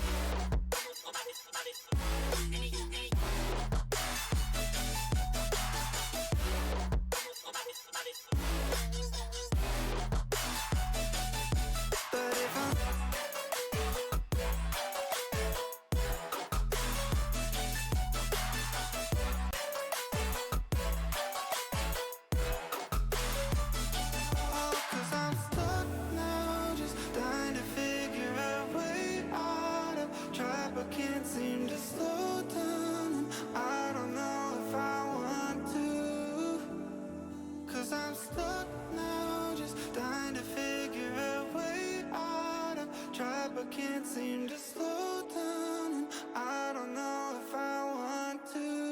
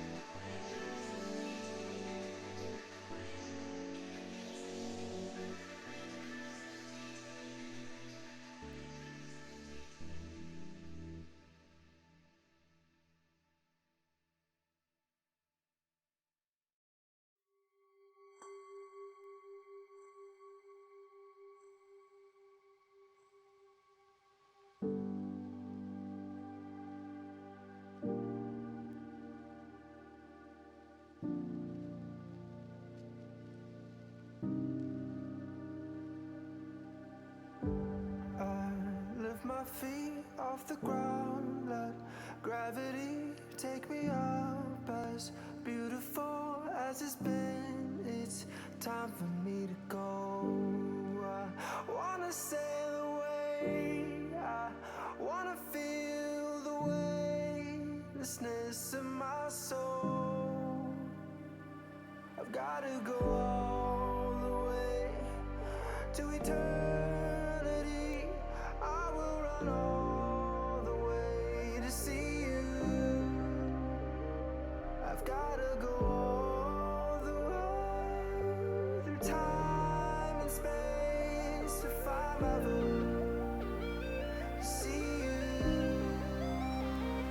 And I'll go.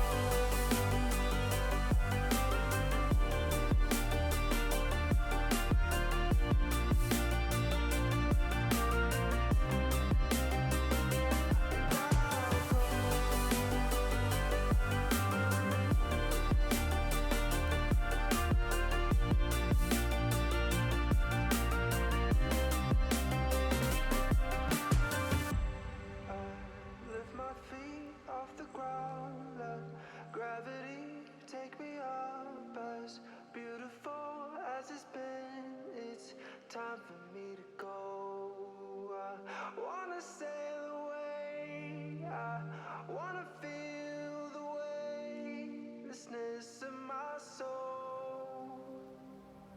I've gotta go all the way to eternity. I will run all the way to see you. I've gotta go all the way through time and space to find my to see you. And I'll go.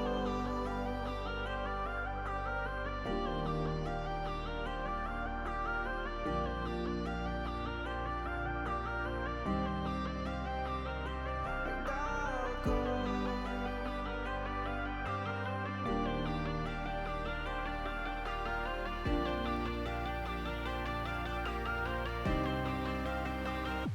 And I'll go.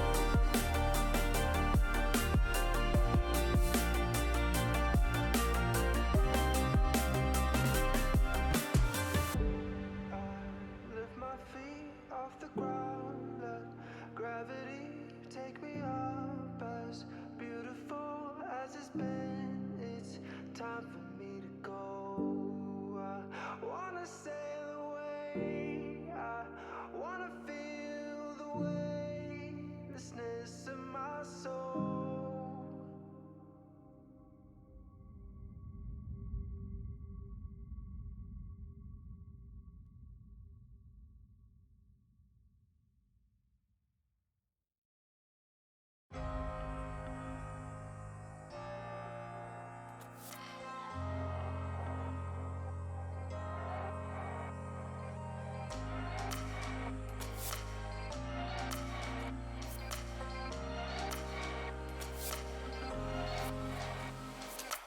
I saw signs right before my eyes, but it took me time to care. No excuses, I'm feeling. Hello, everybody. Welcome back to MNCS Week 2 matchups. I'm joined by Kiwi. Kiwi, how are you doing on this fine night? I'm doing great. It's my first MCS cast, so I'm very excited. How are you doing? I'm doing great, and I'm very excited to get into this Des Moines Derecho and Duluth Superiors matchup. Des Moines, This is a team that I think a lot of Chal teams this season, you don't really have a weak team. You don't really have a weak team that's on here despite the expansion. Pretty much every single team is solid, and this is especially one of the teams I think a lot of people are going to have an eye on. I personally have an eye on it just because 40, one of my previous teammates, got drafted to Des Moines, and I want to see how he performs with Chal. I haven't seen any of his Chal games yet, so I'm really looking forward to that. On the other hand, we have Duluth, which, let me pull up the roster real quick, which is a team that Burf, 40, and Rainy Nut, sorry, on the Superiors. 40 is on the Superiors, not the Des Moines Derecho. That's my bad. Anyways, I'm looking to see Des Moines, Lyric, Obvimass, and Flow. That's a especially Lyric. His Chal team last season really didn't have the best season. He kind of, it wasn't really anything on his part particularly, just unfortunate circumstances. And Chal, Burf 40, and Rainy Nut, that is definitely one of the teams that people expect to be higher tier. I'm curious to see what you think about how this series will go, Kiwi. Well, so like I said, this is my first MCS cast. I've watched a little bit of MCS, and I know of Lyric, and if that means anything, I know that Lyric's a great player, so I know that he's gonna do great on his team. And I don't know much about the Superiors, but I do know that about 40. I also know about 40, like you mentioned, your previous teammate. So I'm very excited to see how these two players that I know of face off with each other. And yeah, I think this is going to be a great series because Des Moines has one of the highest defenses in the league right now, and the Superiors has an amazing offense. And I think it's going to be a really nitpicky series. Like, every little mistake is going to lead up into a huge thing. Like, someone's going to miss the ball and next thing the ball's in the net type of thing. Yeah. Where every little mistake is huge. Both of these rosters look very solid. I'm ready to get into it. I think we're still waiting on the players get fully in here, but yeah. Seems like they're in. They're joining. They're in. Now we're ready to get into this. Start off. Des Moines Derecho versus Duluth. Let's get into it. Quick prediction. I'm just gonna say I have Duluth in 4. I give Des Moines one game. I give Des Moines one game, but I think in a 5-game series, I think that they can get momentum better. Yeah, let's see how this pans out. Yeah, I'm going against you here. I think Des Moines is going to take this in. I think it's going to be close. I think it's going to be game 5. But as we're starting off, it seems like everyone's fighting for possession currently, as 40 kind of gets out mid a little bit, but taken away by Avamas. Flow with a nice clear, and that's going to go into Burf's hands, as he's going to try to form a transition. And gets around a nice 50 that goes out towards Flow. And Flow with a nice flip reset with a shot going in, top left! Bang! By Lyric.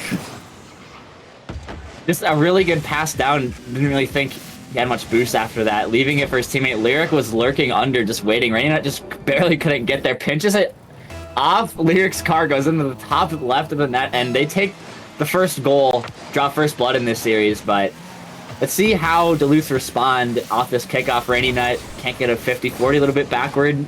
A little bit of a miscommunication, but the ball doesn't really go anywhere. In the corner, out mid, Lyric shot. It's just a tap towards the net. But both players went, and no one's there to defend. And they take another one right after. That is tragic. I think it looked like Rainy Nut and 40 both rotated pretty close front posts, and they were caught in the same spot, in an awkward spot too. And that's what led to the open net. 2-0 going into starting off this first game with not even a minute passed by. This is going to be a great series, ladies and gentlemen. Burf trying to get something going right now. Duluth need a goal, although not very quickly. They do have 4 minutes left. Avimas, the redirect, and that's just another one. Duluth right now are at a lack of answers for this Des Moines Derecho offense, which seems to be really quick, but no one's been challenging the ball. Everyone's just been bunched up. There's just been, I just think, miscommunications a lot for Duluth. Yeah, it looks like. Oh, go ahead. I wasn't expecting a blowout to happen. At least, my gosh. Oh my goodness. Okay, I should just stop talking because they just score when they put one right away. Team pinch. That one was definitely calmed. Pass middle. There's been a lot of very interesting goals, and it's only been the first minute and a half of the game one. So, yeah, if that doesn't show how this series is going to go, ladies and gentlemen, then I don't know what will. This series is going to be amazing with a bunch of silly goals like that, with also a lot of nuts goals like the very first one that was scored. But, ladies and gentlemen, we are having a transition right now as Duluth is taking a shot. It goes low. And Lyric will clear it out.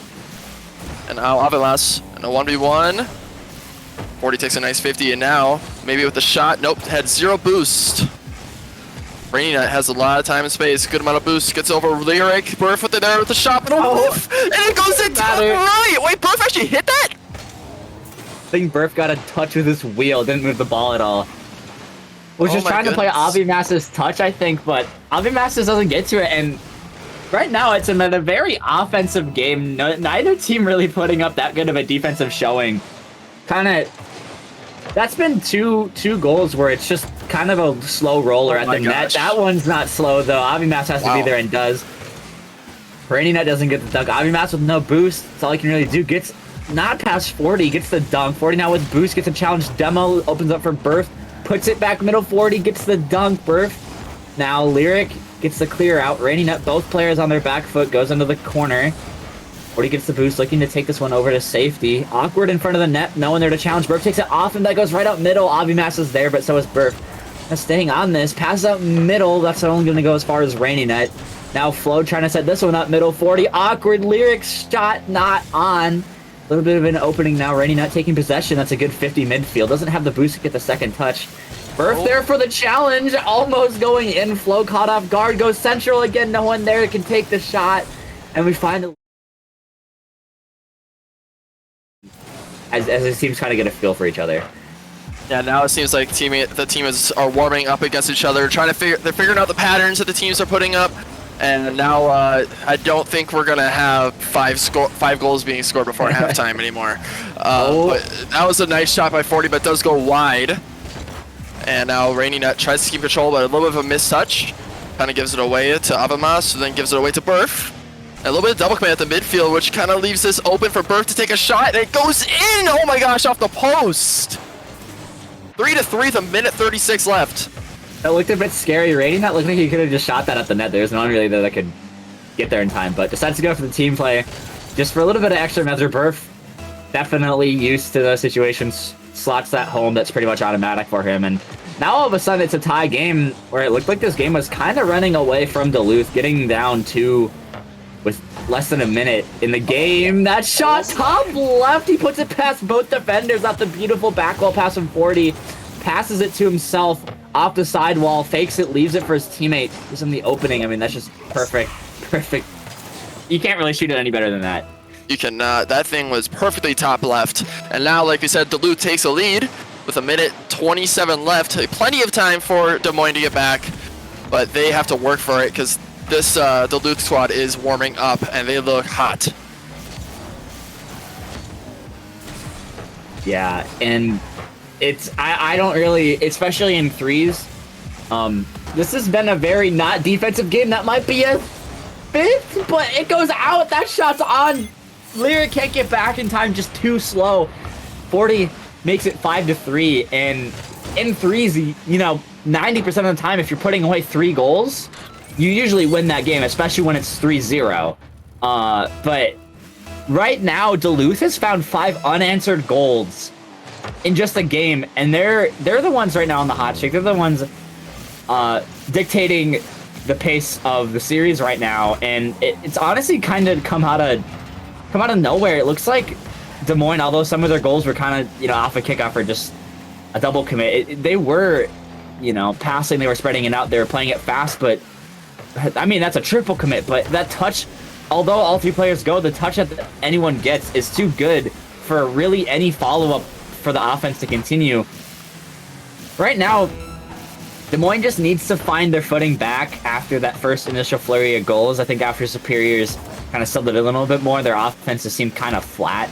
So I want to see what they pull out here, maybe in this final seconds of the game, or maybe in game 2. What in the world was that redirect? 40 almost finishes it. Randy not deciding to play passive, not wanting to give up a goal with time left, and that play is smart, puts it back into the corner, and that pretty much seals away this game 1.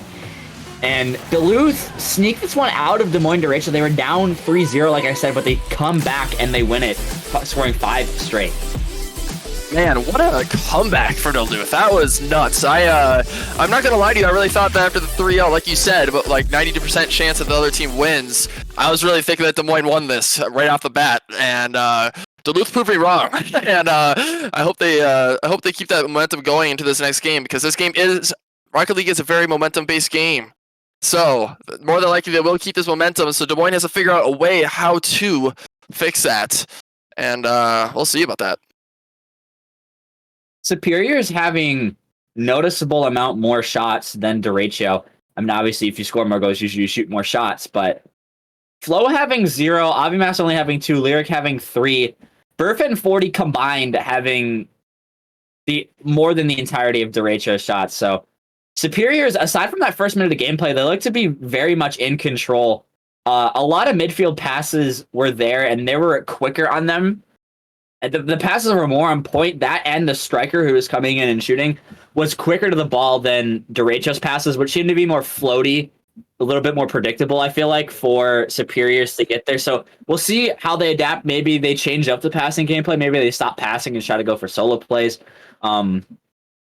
But Duluth still have their own cracks to show again. They were triple committing sometimes, so we'll see if Des Moines try to just pepper the net, make them panic, and see what happens. But Duluth looking to carry that momentum here into game 2 and almost strike right away.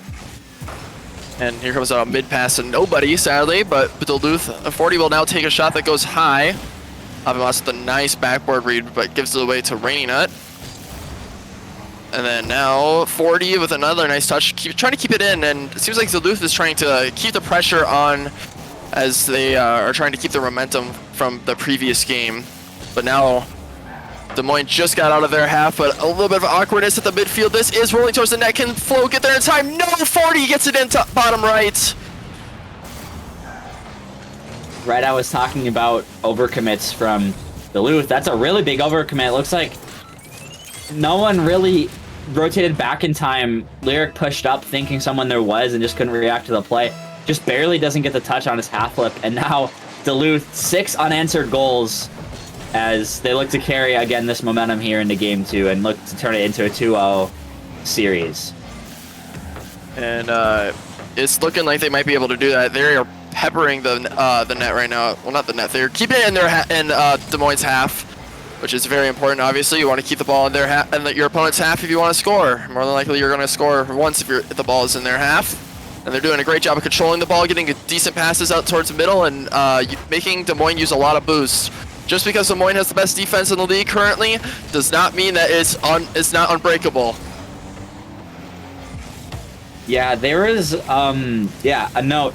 Des Moines had the most saves per game, and I was saying as a team they're averaging almost 6 saves a game, which that's an abnormally high for a team, because that means that's at least 6 shots a game coming at your net, if not more. That 40 kind of steals that one away from his teammate, just puts it in off the backside of his car. But that's a lot of pressure. A 50, Burf is there for the follow, just 40 with the demo rotation. And I think a lot of that has to do with the fact that they're not comfortable with dealing with pressure, with getting it out. They struggle with getting it out of their defensive half. Which usually when you have a more faster, more mechanical squad, sometimes they're able just to kind of carry it over defenders and at least get it out to midfield. But right now that seems not to be the case, as the optimal team play, the challenges and the rotations are reigning supreme, and they're not doing anything fancy, folks. They're just playing good Rocket League. The team play, 40 just with a good rotation in, trusting his team, going for that overextension challenge, but gets a beat and gets a goal because of it. And now all of a sudden, Des Moines derecho are facing 8 unanswered goals. They haven't put one away ever since that flurry in game 1. As I say that, Avimas puts that in the top and then off a beautiful midfield pass off the kickoff from Lyric. And hopefully that breathes some life into this team. Yeah, like I said, this is a momentum-based game, and I think this might be the end of Duluth's momentum here. It's Des Moines gets the goal there. Sorry, I'm kind of having a brain fart currently, but Des Moines now has to just keep it out of their half. It seems like when the ball gets on their half, they look pretty good, but they can't usually keep it in Duluth's half. That's the issue. I don't know if it's a control issue, but Lyric going for a redirect, and 40 clears it away pretty easily. Takes a nice 50. And Flo just brings it up mid. He had no boost to control that ball. So Lyric now has plenty of time, plenty of boost. This is a pretty good 50 of Rainy. Avimas now pass out towards Lyric again. And they're trying to keep it in to loose half, like I said. That's what they should be trying to do here. And they take Flo takes a shot. Reyna with a flip reset, gets it around Lyric somewhat. Lyric's kind of awkward. Now Avimas is also on the backboard. Burr for the free ball. Never mind, Lyric falls from the heavens to block that ball.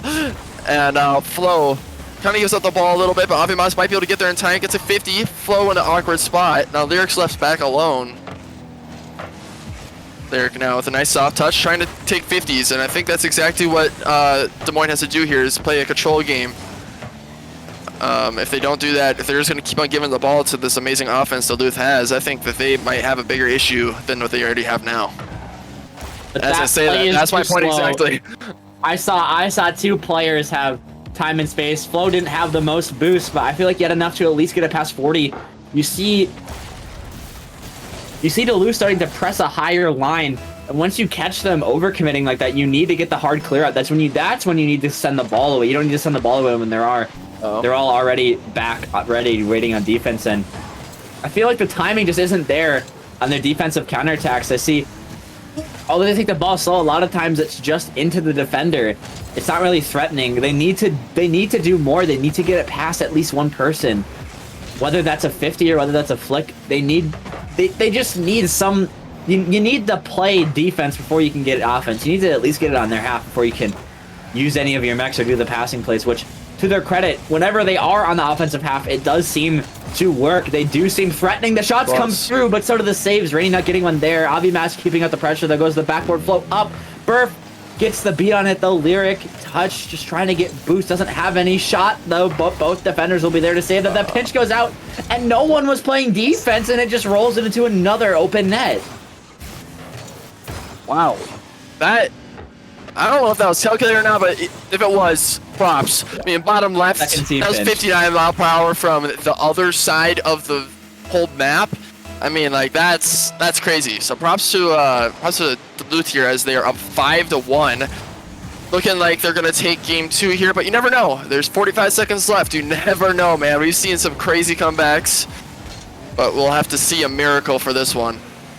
As Lyric now puts it into his corner. Gets a double tap out of it as well. Gets over Flo. Burf up for the shot, but Avimas takes it away.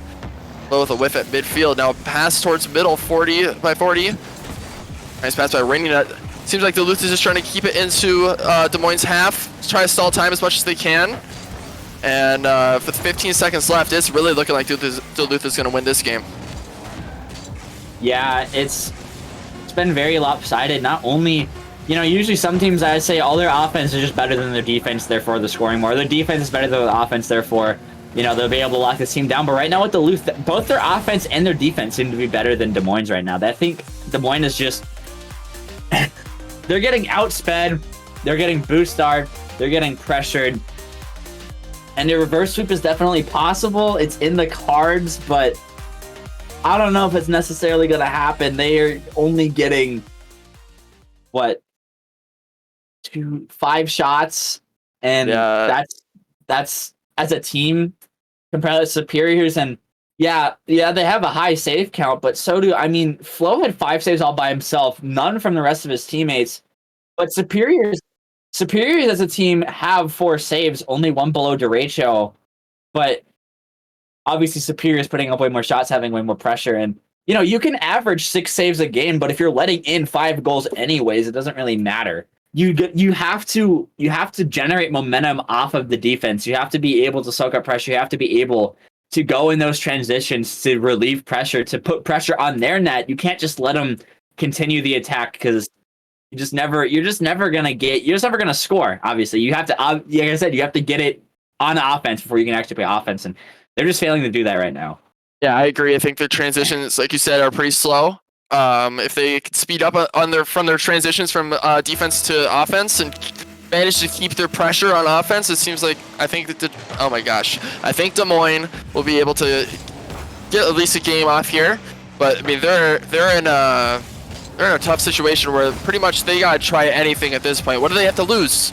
If they lose this game, it's over. So they gotta try something new here, and we'll see what Des Moines has in stock. As I don't know if that was the tech that Des Moines was going for. A whiff on the goal line by who was that? Was that Lyric? Yes, it was. Yeah, A whifty, as I heard from last game, and it just rolls right in, and Burf was the one to score it. Lyric jumping, I feel like before he even had good footing on his car, he grabbed that boost and turned it, jumped instantly. Didn't really use the time, saw the threat, just kind of panicked, and yeah, like a whifty, both players missing the ball, but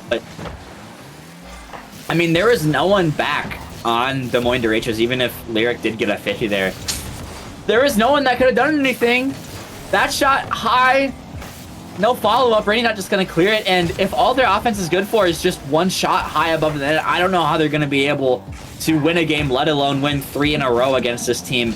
They have to find something. They have to find some of that speed, some of that oomph from that first game where they were putting in goal after goal, at least in the first minute.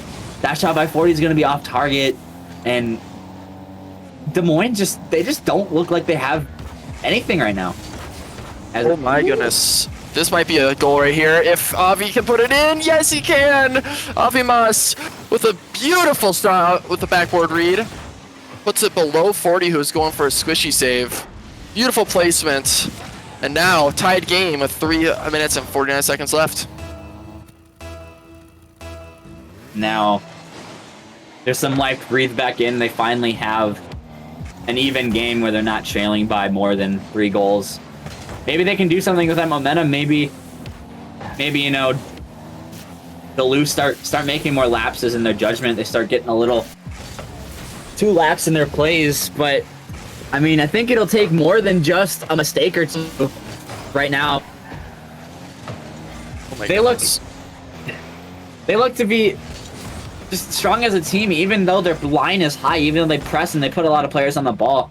They still always have someone that can make a save, that can play that defense, whether it's they're already back or they're on the rotation out. 40 being that player right now has to beat Flo to the ball and gets the boost as well.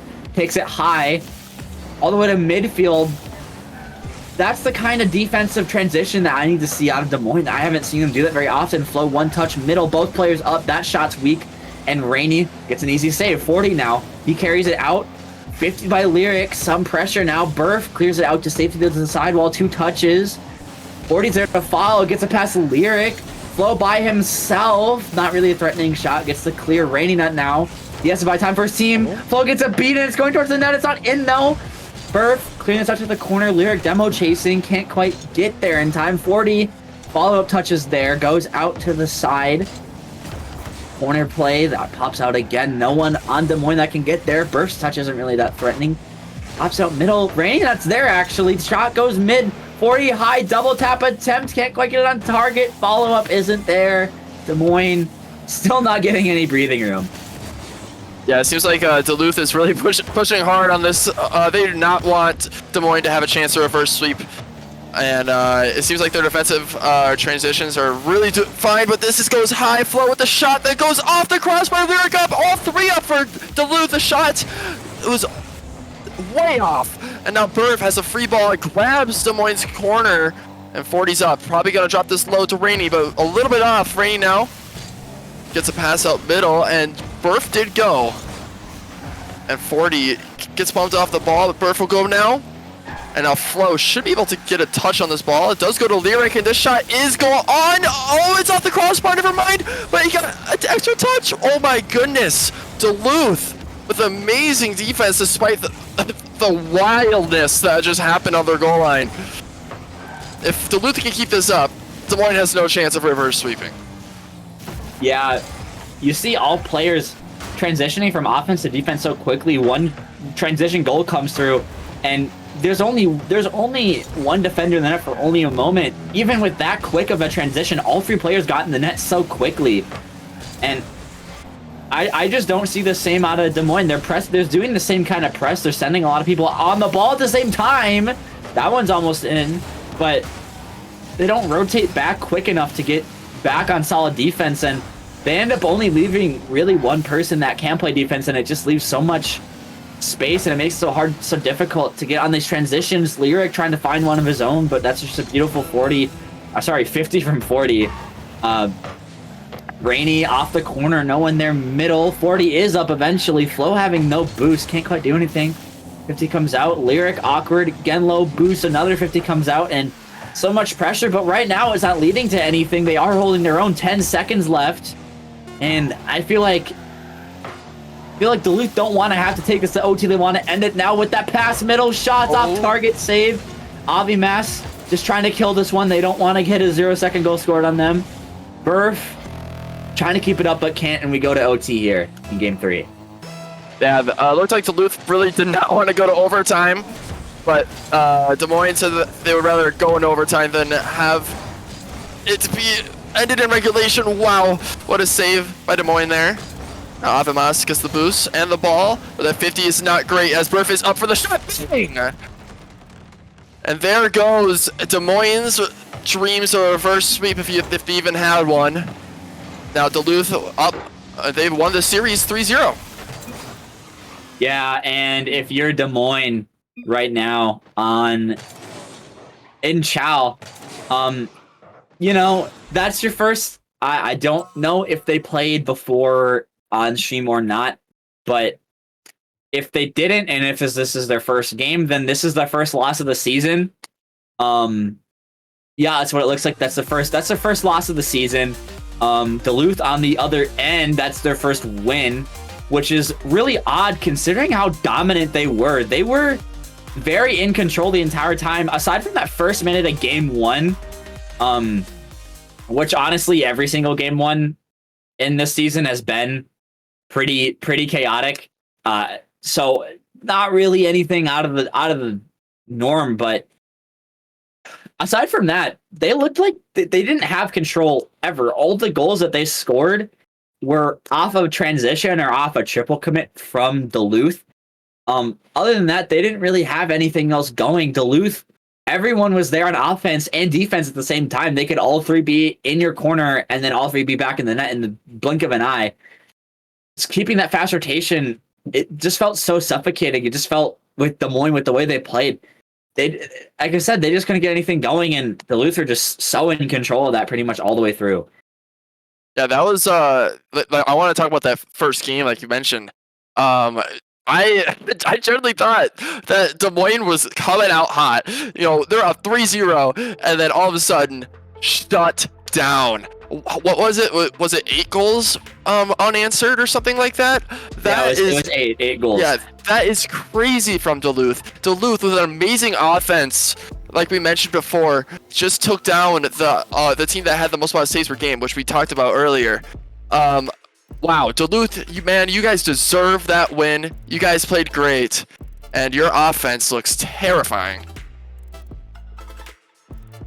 Yeah, I don't really know what to say. I mean, Duluth, your season 0-2 start, not really the best. You find a win here, maybe get some of that momentum going into week 3. The trade window this season is quite early, and there is only one. So, you know, some teams are in an awkward spot where some of them are off to a bad start, and they don't know if they want to roster change or if they just want to stick it out if their team they have can do it. But there's no late There's no late trade window this season. It's going to be in the early season. And if it doesn't work out after that, well, I mean, that's it. That's your season. You're just going to have to deal with the roster that you have. You're going to have to tough it out. There is no going to be late season heroics. There's not going to be any. MCS out of any of the leagues has the most crazy roster changes just due to the style of drafts and salary and whatnot. So late season tended to be really hectic, but now this early trade window, gonna start seeing some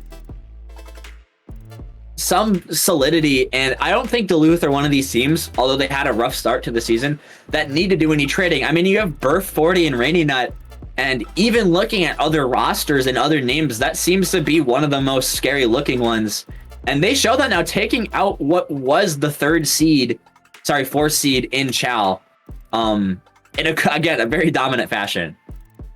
Yeah, dominant fashion, I think, is an understatement. That was nuts. I'm a little bit fangirling right now over Duluth, but still GG's to Des Moines. We cannot not give them credit. They did play pretty good. Like we mentioned before, where their weaknesses are, which are probably defensive transitions, being a little bit too slow and probably a little bit inconsistent. But if they fix that up with their goal line saves, this team has a lot of potential. And but we'll have to wait for next week to see them play, see how they play after that. But we have another match coming up right after this. It is the Green Bay Knights versus the Brainerd Victory. Do you got any thoughts about that, Ari?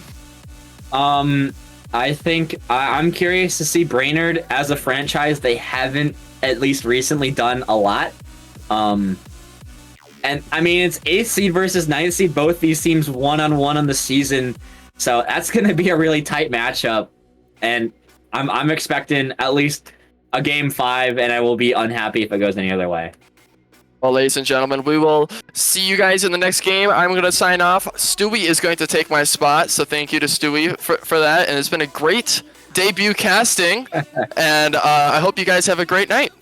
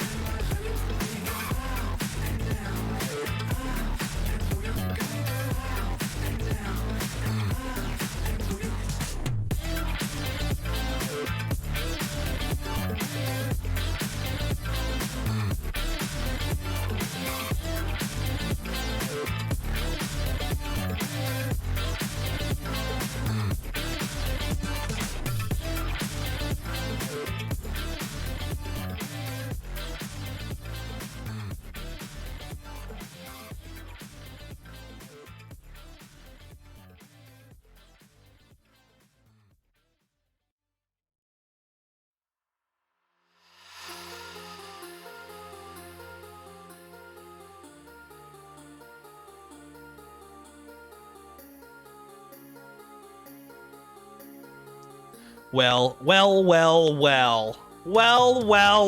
Ladies and gentlemen, welcome back to Midwest Championship Series Challenger Night. It's Friday Night Rocket League. It's fast, it's furious, it's quick. I'm Stewie, that's Ori. It's not quick. Quick Horizon's not here. He's not allowed to be here on Friday nights. We kicked him off the stream because he's too old and has to go to bed before 5 o'clock. But regardless, Ori, we've got a great matchup coming your way. It's my Brainerd Victory against the Green Bay Knights. No bias here. I don't think he'll show any particular bias to either one of these teams. I hope not. The only bias I have is against your team, just because you're rooting for him so hard. So Boo. I have to counterbalance Brainerd a little bit. On paper, if you go to the rosters, Green Bay, Ledge, Pincus Cat, and Blakester. That's a very high salary Chal team. Just trailing behind their premier team only by a couple hundred. Still in that same ballpark of salary, and that's pretty crazy to think about. Pink has a lot of potential mechanically, but especially in Combine, showed a little bit of tilt when playing against teams that chased or demoed or anything like that. But we'll see how that plays out in an actual league match. And Blakester falling all the way to bottom 3rd round in Chal. I have no idea how in the world GMs let him just pass him up like that. But he's here and he's on Green Bay Knights, and now. Yeah, Blakester. Unless that's what's on the rosters. I believe they have a sub. Rosters. Did I not send you? They have a sub. I don't think I sent you. They have a sub. They're playing. They have a sub. They're playing with the roster that's over. Look at my screen share. That's the roster that they're playing with. They're playing with. Tibbles messaged me and said they're playing with that roster. Sorry, I apologize, Ori. That is on me, not on you. Okay. Regardless, it's gonna be a good match. I'm excited to see what these two teams bring. But it's Tibbles, Ledge, and Pink. And you highlighted Pink, but you also highlighted Legend, and but honestly, I think it's going to be a good match regardless. I'm looking forward to it. I'm just going to release the Hounds because they asked me to. My prediction for this series, I'm gonna go with my victory in 4 games. I'll give the Knights 1 game, but I think the victory with their full roster are gonna come out and sweep. Ori, how do you feel about it going into this? So I was a lot more confident in Green Bay when they had Blakester on the team. Tibbles was a Chal player at one point. He's definitely aged. I don't really think like wine. He's just old. Not necessarily. He's just old. He's not. He didn't age. He's just old now. He's just old. I don't know if he has that Chal. I don't know if he has that dog in him still. I don't know if he's still Chal level. We'll see here in this game. But yeah, I'm really curious to see, because another 3rd round pick that astonished me is V15. I have no idea how he fell as far as he did. Indeed. GB, a player that I'm excited to see. I got to play with him in combines. I like him as a player. I like V15 as a player. Don't know much about AO. I haven't really seen Ledge play a lot, but we'll see how they mesh. And already a lot of back and forth here in the game 1. Indeed, and I believe I have the wrong camera link in for V15, so it was showing a spreadsheet there for a second. Now it should be showing him. It's one of those things that you just don't see too often, but if anybody caught it and wants to screenshot it and send it to me, go right ahead. But regardless... V15, we know the guy at LAN who showed up with a screenshot paper bag over his head. Exactly.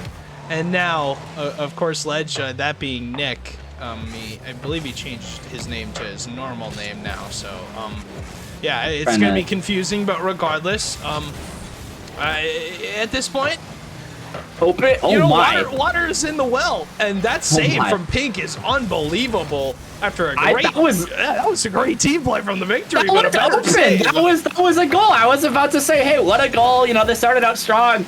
Pink literally didn't see him at all until the ball was on the goal line, gets the save, but is it there to save that? That's a beautiful double from AO, and Brainerd Victory take the first goal, going up 1-0 in what seems to be a more calm game 1 from what we've seen from today.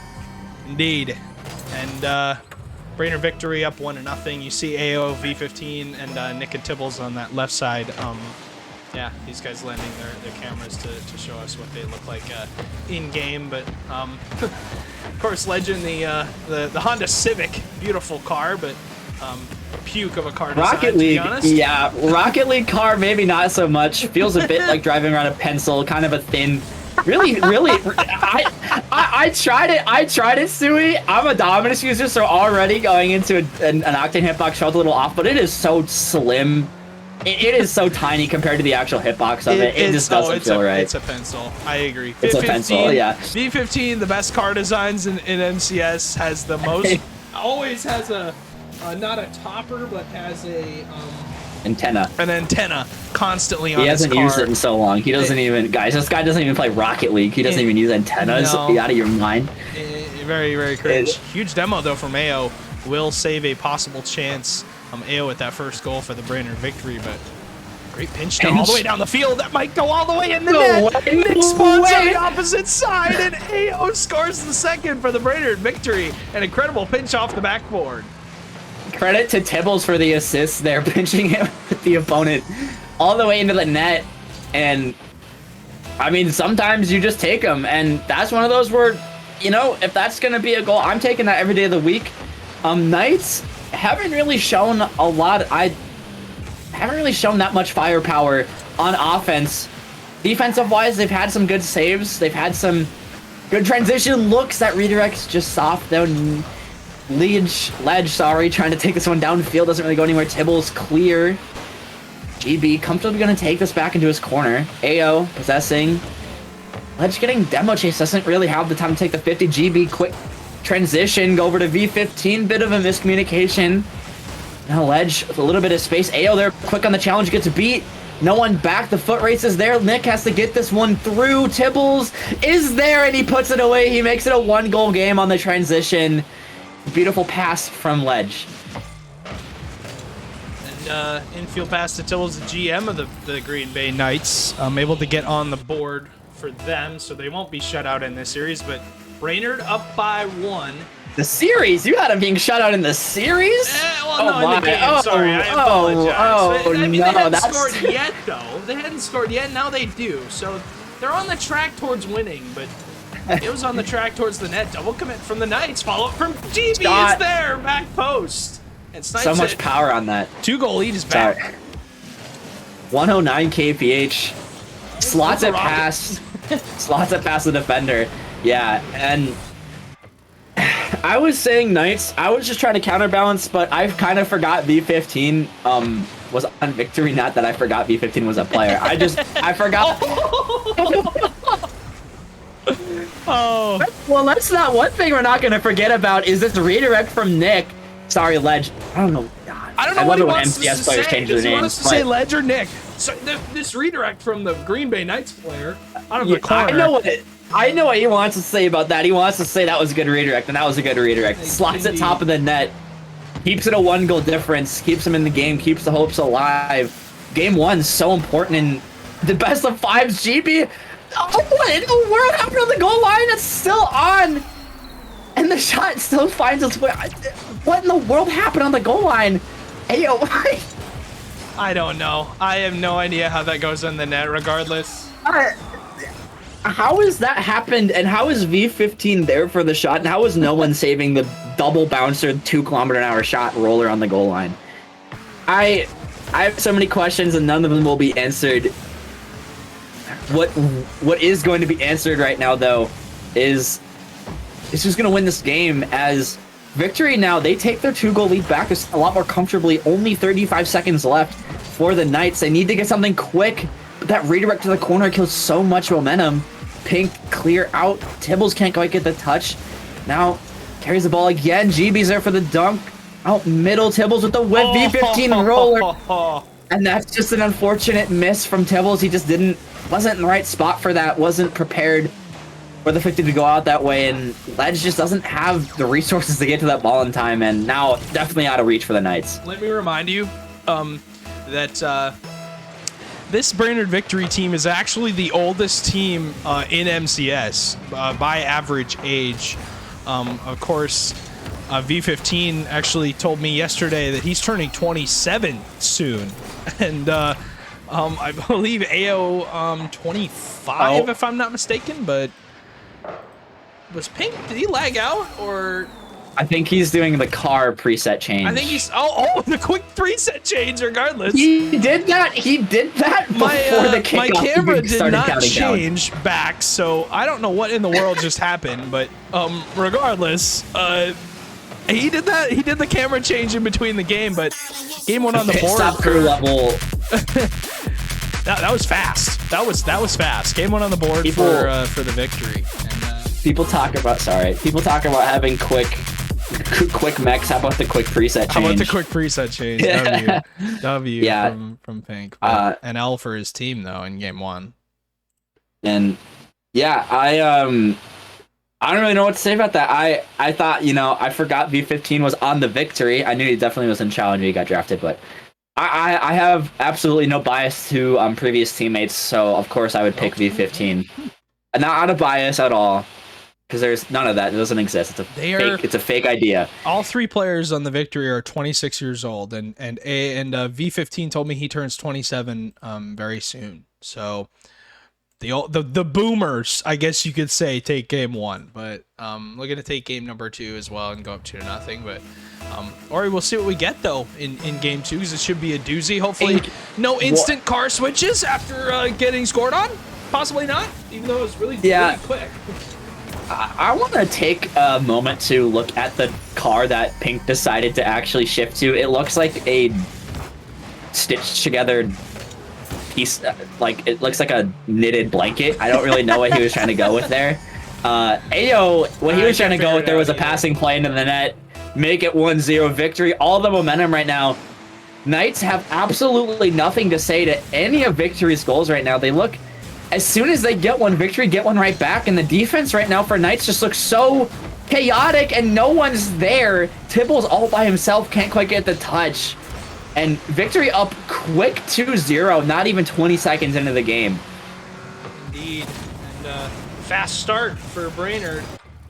And they can't respond. Green Bay just cannot respond at this moment. And I mean, they did a good job in game 1 of getting at least 2 on the board, but they were shut out the rest of the game. And honestly, I think things are going to need to change if they're going to get back into this. AO last back, great challenge. Gets another beat on Tibbles. Now AO and V15 at a 2-on-1 against Pink, but Pink goes early to shut it down, though. GB off the backboard. Can he find a double tap? He can't. Follow up from V15. V15 slams himself into the backboard, and V15 was a player that was picked in the first round of Challenger in both Season 6 and 7. And now Season 8 finds himself all the way in the 3rd round. Somehow, even though his Season 6 was fairly good, his team was 1 game off of playoffs. Right, and Season 7, just unfortunate circumstances around that team. No one could really make a game day. Never really got to showcase their skills, but whenever they did play, it was quite the spectacle. And again, I'm just confused as to how GMs let this guy fall to the 3rd round. I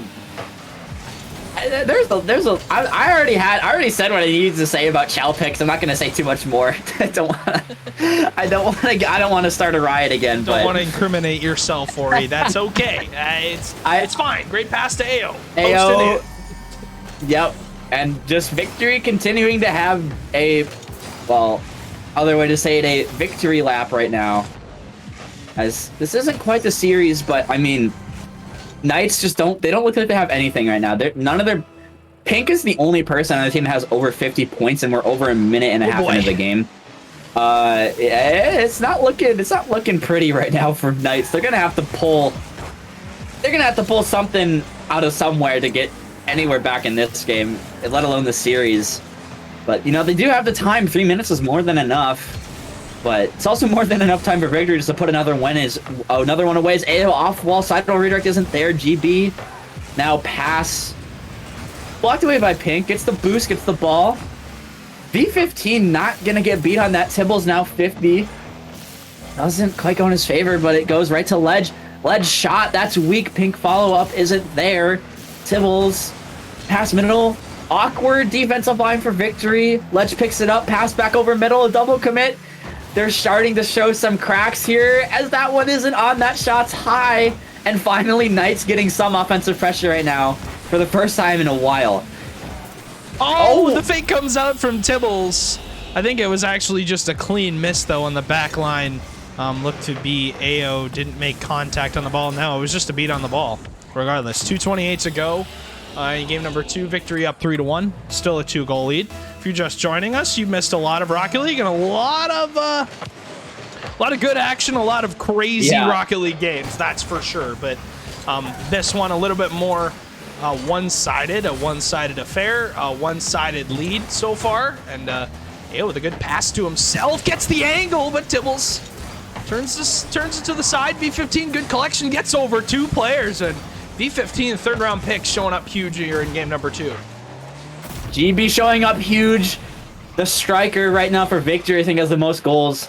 He's been the finisher right now. I think not in particular though, because everyone is getting involved in the Victory offense. Everyone is getting in there. I wasn't expecting Tibbles to be the lone scorer on his team. Especially, it was technically a solo play.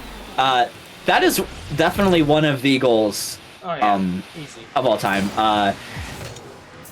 Don't really know what happened. 5-1. Yeah, Tibble's kind of just staring at the net as kind of my reaction to my screen. I'm kind of just sitting there wondering what happened. I think Pink tried to send it back into a corner, tried faking it, and just didn't quite turn out the way that they wanted it to. Kickoff strat, sometimes, you know, they're the death and life of your team, and right now they're the death. 5-1 lead for the Victory. GB makes it 6-1, and the Knights looking to try not to get sent to Brazil here. We may be going to that foreign country there. Still, we're close. Yeah, we're getting there. You know, the flight, we paid for the ticket, the flight's booked, we're on our way to the airport. Indeed. You can still cancel it, can still call it off, but that whiff in the midfield might just seal it away off corner mid. AO pass over, doesn't quite find anyone. Tibbles pass out mid, it only goes as far as the Victory defender. Now AO 50 pops up high sidewall. V15 doesn't get the touch on the ball, leaves GB back by himself, but he clears that safely with V15. Counterattack, AO gets caught off ledge. Beautiful awareness to get back in time for that. Pink now with a big 50. V15 though, reads the whiff, gets the touch, back out middle. AO shot blocked by Tibbles. Now Pink with his touch, gets the counter going. Hard shot, V15 will get back in time to get that touch, but it's still rolling towards the goal. Tibbles can't get there in time. And they hang on. Just trying not to get sent to the foreign country. AO almost putting that one away in his own net. Yeah, and it just doesn't. I was gonna start questioning why these teams were so similar in seeding, but then I realized that Blakester's in here, and Blakester's definitely he's definitely gonna have a big impact on any team he plays in Challenger. Again, one of those players that I think a lot of people were surprised to find third round. It's just unfortunate he's not here. It's going to be a very, very different game if he was. Definitely not good. Definitely probably wouldn't be 6-1, but... Oh! 6-2. Hey, they get 20 seconds. Can they get... They get 20 4 seconds. goals and basically a goal every 5 seconds is what they would need. But, if it was the Lumberjack series from earlier, you know, with the kickoff goals, I could see it. There would be a chance, but... I just don't see it happening, Ori, to be honest. Yeah. At least I hope not off the kickoff. No, I mean, there goes the chance. You're now looking at to goal every 3 seconds, which is virtually yeah, impossible. I don't know about this one, Chief. I don't know about this one, Chief. This one done and dusted. Brainerd gonna go up 2-0 in the series so far, putting up 6 and a big win in game number 2. Gonna go to DFH Stadium, and maybe we'll end off the night with a sweep, or we end off the night with a comeback of all. But Nick will get one on the board at the end, one for good measure at 0 seconds. A reverse sweep to happen in this scenario, there's been some unexpected ones, but you know, there's like close moments in a game, and then it gets away from a team, and then they pull it together and they get the reverse sweep, but it wasn't out of nothing. Like, there is some flashes of competition, close moments where it looked like they could take a game or take a lead, but Knight's not for a reverse sweep to happen, I think would be out of the blue for even the most ridiculous predictions. Especially with where the series sits right now, especially with where the momentum's sitting. It's just so victory sided. Their offense is just Knights just can't deal with it. There's just so many openings. It's this everyone's getting beat on the ball on the Knights. There's no breathing room on either side of the field for them. Yeah, exactly. There's just no answer. For me, it just seems like goal at the worst and the most weird times for Brainerd. But yeah, you've seen a concerted effort from every single player. And B15 and AO, though, leading the charge. AO, free collection off the backboard. GB pre-jumped looking for a pass or something of some sort. But B15 last back gets a good touch on target. Puts Pink under pressure. Pink Cattle Lantern is his name in game right now, which is a fairly interesting name selection. But he's also made 4 car changes so far in this series. One of them becoming in the middle of game number 1, which, you know, I myself I've tried before, but I didn't come back in time, and I left my teammates in a 2v3 for a solid 3 seconds. So yeah, we'll see what we get. Maybe he elects to do that here in game 3. I hope not, because his team is down 2-0, and they may be down 1-0 in this game. AO hits the post. B15 looking for a follow-up. Dibbles on the sidewall, collects, has an open net to work with, won't get by AO, though he can't flip into it. And probably going to want that one back, because it would have meant the Knights have a 1-0 game lead in game number 3. I do, yeah. I think Pink is just built like that. He is the kind of player to switch presets and get back before the kickoff even starts counting down. Honestly, just kind of a skill issue if you can't do that. Talking about his name, though, I do like the Cattle Lantern, kind of getting in the Halloween spirit here. We got like, what, 18 days to go before that happens? Yeah. Solid 2 weeks, but still, I like the Halloween spirit. I'm not against it. It's good work, good work. Get to take candy away from moderately above average paid middle class people. And the only thing, though, that is going to be taken is this victory from the victory as they look to try to sweep. But it's a lot more even right now in this game 3. Maybe some kind of foot off the gas, I think, a little bit from the victory. They're kind of, you know, especially that pre-jump we saw early on, kind of showing a little bit more of a casual, not taking it as seriously. V15, though, he's not going to overcommit there. That pop-out's awkward for Pink. Tibbles collects this one off the side. Pink gets bumped into a 50. GB looking to collect this one in the corner. Ledge is there with the beat, though. V15 clears this out to his corner again safely. Now in the 3v1. Open net is not scored on. Pass doesn't find anyone. Pink counterattack opportunity. It's into the corner. It's not really a threatening spot. AO gets a good 50. Ledge pass just weak. V15 is going to easily clear that away. Pink pass down. Tibbles shot goes wide. AO doesn't quite get the 50, and yeah, a lot more even right now of a game than definitely what we saw last time. Oh, 100%. I think we've met our maker as far as goals go, but yeah, no one's scoring in the first 4 minutes, so that's a good sign that we're not, you know, in a blowout game. But as I say that, the curse comes in. Tibbles scores the first, and finally they work their way through. And a poor touch from B15 goes right to Tibbles' car. And out of all the players to score the most, Tibbles was definitely not, at least for on the Green Bay side, Tibbles was definitely not on my list of people that would step up. But he's scored, I don't think every game, but he scored 1 in game 2. He scored 1 in game 3, and that's more than either of his teammates can say right now. Ledge scored a 0-second kind of gimme in late in game 2, but double from Tibbles isn't there, but that shot just so weak. Both defenders able to save it with little to no boost. GB now, he has to play net. That's open. Pink with the shot. That's light, but that's all it's going to need. Finds the opening, and now all of a sudden, 2-goal lead. They have something. You know, maybe Victor giving them a little bit too much wriggle room in game 3, and that might come back to bite them. Still a minute and a half for Brainerd to get going. We'll see what they can get done, but Pink off the kickoff. Try and drop it down. V15 is there to turn it to the side. AO goes early to try and beat out that player from the side of the Knights. Big miss from Pink, though.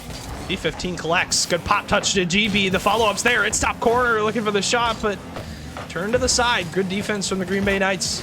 Get the ball out of their half quickly and not allow the victory to set up camp. GB is demoed on the play, and Green Bay with a good offensive drive here on their on their chances, and good clear downfield from the victory. Puts pressure on Nick in the corner, but he does dunk V15 all the way down. Now a minute left, and 45 seconds have been killed since that last goal, and nowhere near the Brainerd victory from scoring, but they may find it here. They find V15 on infield pass from AO. They can't find the shot, though. They're blocked away by Pink. Backboard pass is there for V15, but cleared all the way down on AO, and he has to try and double off his backboard to even give them a semblance of control.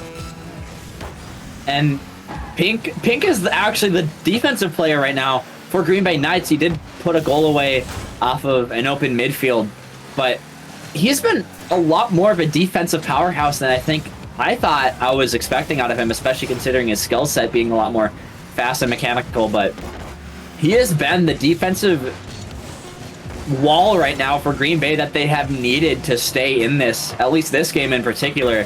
But earlier wins as well, I feel like it would have gotten a lot more out of hand if Pink wasn't there for some of those amazing saves, especially the one in game 1 comes to mind, came out of literally nowhere. But victory, you can maybe chalk this one out to maybe they were trolling, maybe they were just trying to mess around a little bit more. But now I think you give Knights confidence. Now you give them confidence, and Rocket League is such a mental game, and all it can take is just one game, and you have confidence, and all of a sudden your challenges are more important, you're quicker, and you never know. Maybe that slight lapse in their tempo and the pace might lead to a reverse sweep. This is a lot of hopium, honestly. I don't really think that will actually happen, but it's more of a possibility now that they at least got this game, and especially victory not scoring once. That has to be at least some confidence booster for the Knights. They have to use at least some of that momentum going into game 4, but I don't think it's going to go any farther than that. Indeed. Now, game number 4, of course, coming up, like I already said. So we're going to get the Knights in victory again one more time. Looking at a possible game 5 if the Knights pull out something magical, but it would be a magical comeback, and one at that where the victory dominated the first 2 games, and that game 3 was a little bit different, but Brainerd going to have to recover and figure something out for this 3rd game. V15 starts a corner. Tibble's there for the shot. That's not in. Ledge can't quite get there. Might have been a pass, but didn't have the boost. Now Pink, no boost again. All he can really just put it midfield. Gets past V15 though. AO can't quite get there. Almost got the save on the goal line, and Ledge puts it away. And all of a sudden now it doesn't look like that big of a stretch. They have a 1-goal lead early on, and you never know where this can take them. It was very close at saving that, but 32 seconds in to game, of course, number 4. And great attempt by B15 on that, but can't get it. And it doesn't go, unfortunately, no one there from the Green Bay Knights to turn the shot in. And as a result, Brainerd has a chance here, but they don't get the best touch across the field. Now B15 off his backboard, trying to poke and prod against Pink, but AO, great infield pass to GB, who shoots behind the defenders, and Brainerd ties the game. That was absolutely incredible. AO, that's a beautiful control, because the ball had so much speed and he killed it. The beautiful spot in his car and multiple follow-up touches, and that's just a perfectly placed shot. It's all the power it needed just to get it by the defenders, and you can't really ask for a better passing play. And now Victory finding the stuff they found in games 1 and 2, and now looking to try to close this game out in game 4. They definitely don't want to have this go to game 5 for that reverse sweep potential, but Knights definitely do. That one goes middle. No one within a wide range of the ball. AO given free space. GB with a huge beat. Tibble's last back makes the save comfortably. Doesn't quite get the 50 though. Pinky has to make a save and does. V15 shots weak. All 3 players back. AO gonna try to maybe keep offensive pressure 50 in the midfield. Pink plays close, gets a beat on the defender, goes mid, Tibbles goes up. Bit of an overcommit from the Knights that goes Oh. middle. But Oh, it might Pink's just there, go but in. that's still in the pinch. It saves off the goal line. And like I was saying, some signs of life being breathed in from the Knights. Now they're on offense. That shot goes high, though. Tibbles gets beat. Pink, he has time on the ball. It's a huge jump from V15. Nick only goes as far as GB, leaves it for AO. Now pass off the sidewall, goes middle. No one really there. V15, almost. Pink just getting the beat. Now goes to the corner. Nothing really threatening right now. AO clearing it across. Controlling it. Tibbles pinch out is awkward. GB over to AO. AO middle shot. High. Double tap. He gets bumped off of it. V15 can't quite find the follow. And this is a lot more of an interesting game than what we were definitely seeing from before. This is fast-paced and quick. Nick, the follow-up is there. 50-50 on AO. Follow-up from Tibbles is on target. And the Knights will score off of a great 50-50 in the front half by Nick. Pushing the ball up to the backboard. Tibbles is already up and reading it. And, I mean, Brainer and the Knights have gotten very, very quick with their offensive chances and their turnarounds. But see what the victory can get done here. Can they tie up the game? V15 gets bumped off a double, looking for another touch. But clear by Tibbles all the way to the left side. Off the backboard, Nick collects. And of course, GB is there to turn it to the side. Gets by one more. GB will be deleted, though, by Nick on the pop touch. Now Pink following up.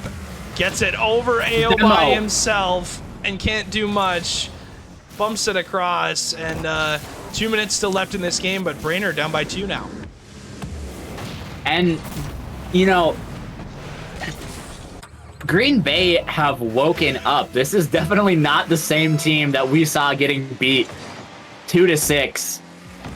I have no idea what happened. Again, maybe just that little foot off the gas, let them get the breathing room to regain, but that's a quick counter, and it's still only a 1-goal game off of just a kickoff goal. Led's just barely not getting back in time. Another quick V15 counter, and this is the kind of Rocket League that I was hoping to see out of these two close seats. V15 shot. Again, I'm curious to see if, again, there's still 2 minutes left, there's so much that can happen, but if the Knights can take this to game 5, what that'll have on the mental, especially from the victory side, as they felt like they could have put that one away in game 3 if they were taking it more seriously. But nonetheless, we find ourselves... They find themselves up by a goal in this game, and that might not last long, but that shot's not on target, and that's an open net. Oh, no. This is... I have no idea what happened. What happened to the victory that got 6 goals? What happened to the Knights that were getting scored on by 6 goals? It's like a different team.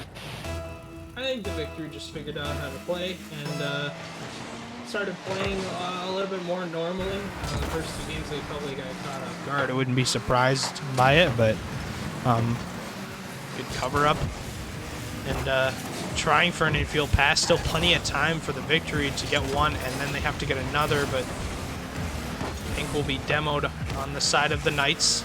B15 stuck in a semi-rule 1 with Nick, but they both go missing. Now GB's so awkward on his backline. Follow up the Tibbles hits the crossbar. It's saved by AO and V15 to the corner.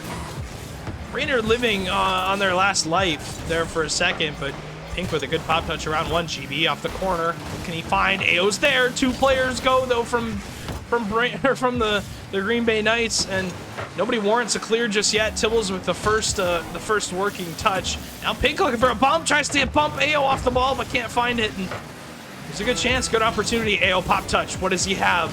Maybe a flip reset. Can't get anything going. And Brainerd with only 20 seconds left before we're going to game 5. Use it up for GB, but that shot is not what we saw before. There is enough power. GB back out middle. AO pass over V15 to finish, but Pink is there again on defense. He has again been the defensive wall that Green Bay Knights has needed to stay into this series now, but that's a huge clear out, but there's just not enough time. And we go to game 5. I had no... what is happening in this series? As to how that's going into game 5. How do we go from 6-2 And that game 1-2, that was a bit of a blowout. It was 6-3. How do we go from that to this? What happened? I couldn't tell you, to be honest. I can't figure it out. I really can't figure it out. Regardless, though, we're going to Champions Field to decide a winner. I mean, Knights, I feel like it's less a victory trolling it, but Knights have just seemed to have woken up so much. Their offense seems to be threatening. All their players are getting involved. They're not scared to go for those infield passing plays. They're actually putting the finishing touches in. On the other side of the field, Victory, some of their shots could have been more powerful. Some of their passes could have been a bit more threatening. It just seems that they're not. The offense isn't quite what it used to be, and that might just be Knights' defense being ascended to a different level. But regardless, reverse sweep in the cards now. I joked about it earlier. I had zero. It was like a 0.1% chance of happening, only just because it was a possibility. But, we might be living in that timeline where it ends up becoming true, as Victory look to actually take a victory, and Knights try to do what seemed impossible. That's first. Just floating in front of the net. No, another one from Tibbles. He missed 2 open nets in a row. V15 shot. Oh boy. Nerves are peaking right now for both teams. Multiple whiffs coming up from both sides. AO with a big touch. That's a beautiful fit in the midfield. Pops out high. V15 up. Ledge is there to meet him though. AO. Mid Tibbles there off the ceiling. Bit of an awkward spot. GB shot. Off the crossbar. It's still going goes down. Up high again. Tibbles. Team pinch. AO's awkward. Hits it out safely to his corner though. Oh, big demo. Bounce up middle. Big demo in the midfield. Pink up for the shot. Decides to fake it. Tibbles there for the finish. Gets met up. Midfield goes again. That's a huge beat. Ledge not overcommitted though. He stays there. That's a shot. Easy save by AO. Pops it up. Takes possession. Fakes out Pink. Gets a 50. Only goes as far as Pink. And now GB left by himself. But that's a huge clear out. With a big bump from V15. The net's open. The finish is not there. V15 with the rebound. And they take the first goal in game 5. I thought somebody here, I thought GB was going to make contact after AO touch. He was so close. V15 underneath Pink, though, will confirm it. Brainerd on an incredible run of a string of touches. They finally get the ball to go in the back of the net, and the victory. Up 1-0 in game 5. Pink, good touch over V15. That ends up just being a throwaway because V15 fakes that. GB gets another touch. Good follow-up into that corner. AO, big dunk. Pink on his back line. Good first touch, but V15 shuts it down. Great pass from GB to AO. That's saved though by Nick, but it still goes in. Brainerd with an incredible 2-man passing play to put their team up 2-0. It was all 3. It was an incredible effort by Nick, but he can't get it out. Nick just not having the angle on the ball to get, there's too much power on it. Doesn't get the save, and this is the victory that we saw go up by 6 goals. Triple team passing play. All 3 players in the midfield not scared to put all 3 on the line, especially if that means a goal. AO, that's awkward in front of the net. Open. Oh, no. Oh, Pink. Still not out. Tibbles fakes it. AO not falling for it. GB holds his line. I think Pink was just expecting... Jesus. Pink was just expecting a Brainerd player. I think they made contact trying to play the 50, but regardless, they don't find that open opportunity. Ledge might find one here. His low boost. AO doesn't go. And now all of a sudden, with just under 3 minutes left, it's a 1-goal game. Surprised AO didn't challenge. Just seemed awkward and didn't know what Ledge was going to do, or Nick with the ball. And I wouldn't have expected what he did either, to be honest, because it was a little random. But regardless, good kickoff from Brainerd, though. Nick will turn it to the side, gets another touch now off the backboard. GB, an incredible read to keep Brainerd from having to deal with what would have been an incredible shot. 50-50 from AO, goes all the way across the line. AO's up again off the ceiling. V15, good challenge into that corner. And V15, a player who saw so many Game 5s last season. His team for Bemidji went to Game 5 I mean, pretty much every week that they were on stream, and no stranger to it. I'm sure he's not feeling any nerves at this point, but with his team only up 1, he definitely has to know that it's going to take more than one. Ayo, monster clear downfield, gets the interception, and it's a 2-goal lead again. Green Bay looking twinkly-eyed at the ball floating in front of the box. They saw the shot, but Ayo saw the open net on the other end, and he clears it all the way down, and all of a sudden, a lot more of a cushion. And yeah, I agree. V15, a player that definitely out of all these players, I think has the least amount of nerves. So accustomed to Game 5 scenarios. This is pretty much his home turf. And right now, he's been playing really solid. Starting that triple team passing play, being the man on defense now with that whiff, but GB gets back in time and he keeps it a 2-goal lead. I have no idea how that's not in for the Green Bay Knights, but they're still not off the hook. Nick trying to recenter this. Tipple's opting to leave it. Pink gets bumped. That pass goes middle. V15, beautiful touch out to the corner. And a demo too. Knights defense looking strong right now. I don't know. Knights will have to find some crazy something to get through it with just under a minute and a half left. V15 goes 50-50. Great pass to Pink. Great cut off from Ayo. That would have been for surely a strong shot on the target of the Brainerd victory net. Commit though from V15 will leave Ayo back by himself. Grabs the corner boost. What can he do? Pops it up. The 2-time Premier champion can't find anything out of his half, and GB and V15 are on top of each other, but GB with an incredible play. Past one, V15 to the corner. He's demoed for his efforts from Pink. What do the Green Bay Knights have with 50 seconds left? They can't get out of their half. Ayo trying to read the backboard. Follow-up from V15 is there, and no one from Victory going. That kills a solid 8 seconds where Pink collects, gets under 1, but can't get by the last defender. Now off the backboard. 33 seconds on the clock. Green Bay running out of time here in Game 5. And that's a beautiful flick clearance from V15. It's in the corner. That's 2 players. Tibble's by himself in the net. That's a 50. It goes again into the corner. 20 seconds.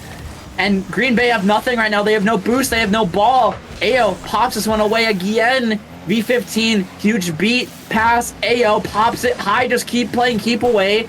Nick needs to make that save, but that's all he's going to need to do. Pink can't get the awful redirect, and the hopes and dreams of the reverse sweep just aren't quite there. The Brainerd victory take this one away, and what was honestly a way too close of a series going all the way to Game 5.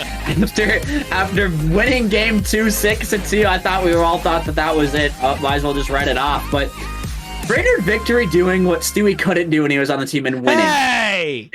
I had to say it. I had to. I was waiting the entire time. But I went to Game 5. I had to wait so long. I was never on Brainerd Victory Challenger. I'm on there. I was never on their Challenger team. You're on their Premier team. Yeah, I know. I'm not. I was not on their Challenger team. So you didn't win. I'm so messing with you, Stewie. I'm well aware of that. I see that, but I don't want to make you depressed. I don't want to make you sad. Oh, I'm already sad. Well, I'm happy though because the victory won. Yeah. Yeah, so the victory. The victory took the victory. A great victory from them. V for V15. Yeah, V for V15. A good job from him in Game 5. Showed up, got one of the important goals. But Ayo really stepped up in Game 5. Did give up the one goal, but really did a good job of making sure that he stepped up. But that was our final series of the night, Ori, and we're ready to kind of just send it off for the end of the night.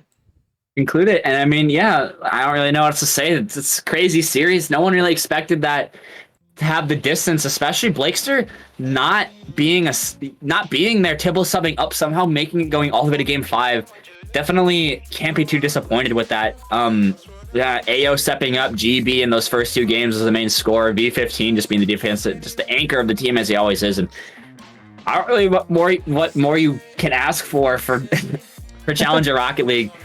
Join us tomorrow for Premier. We will have more intense action lined up. You definitely don't want to miss it. Indeed. And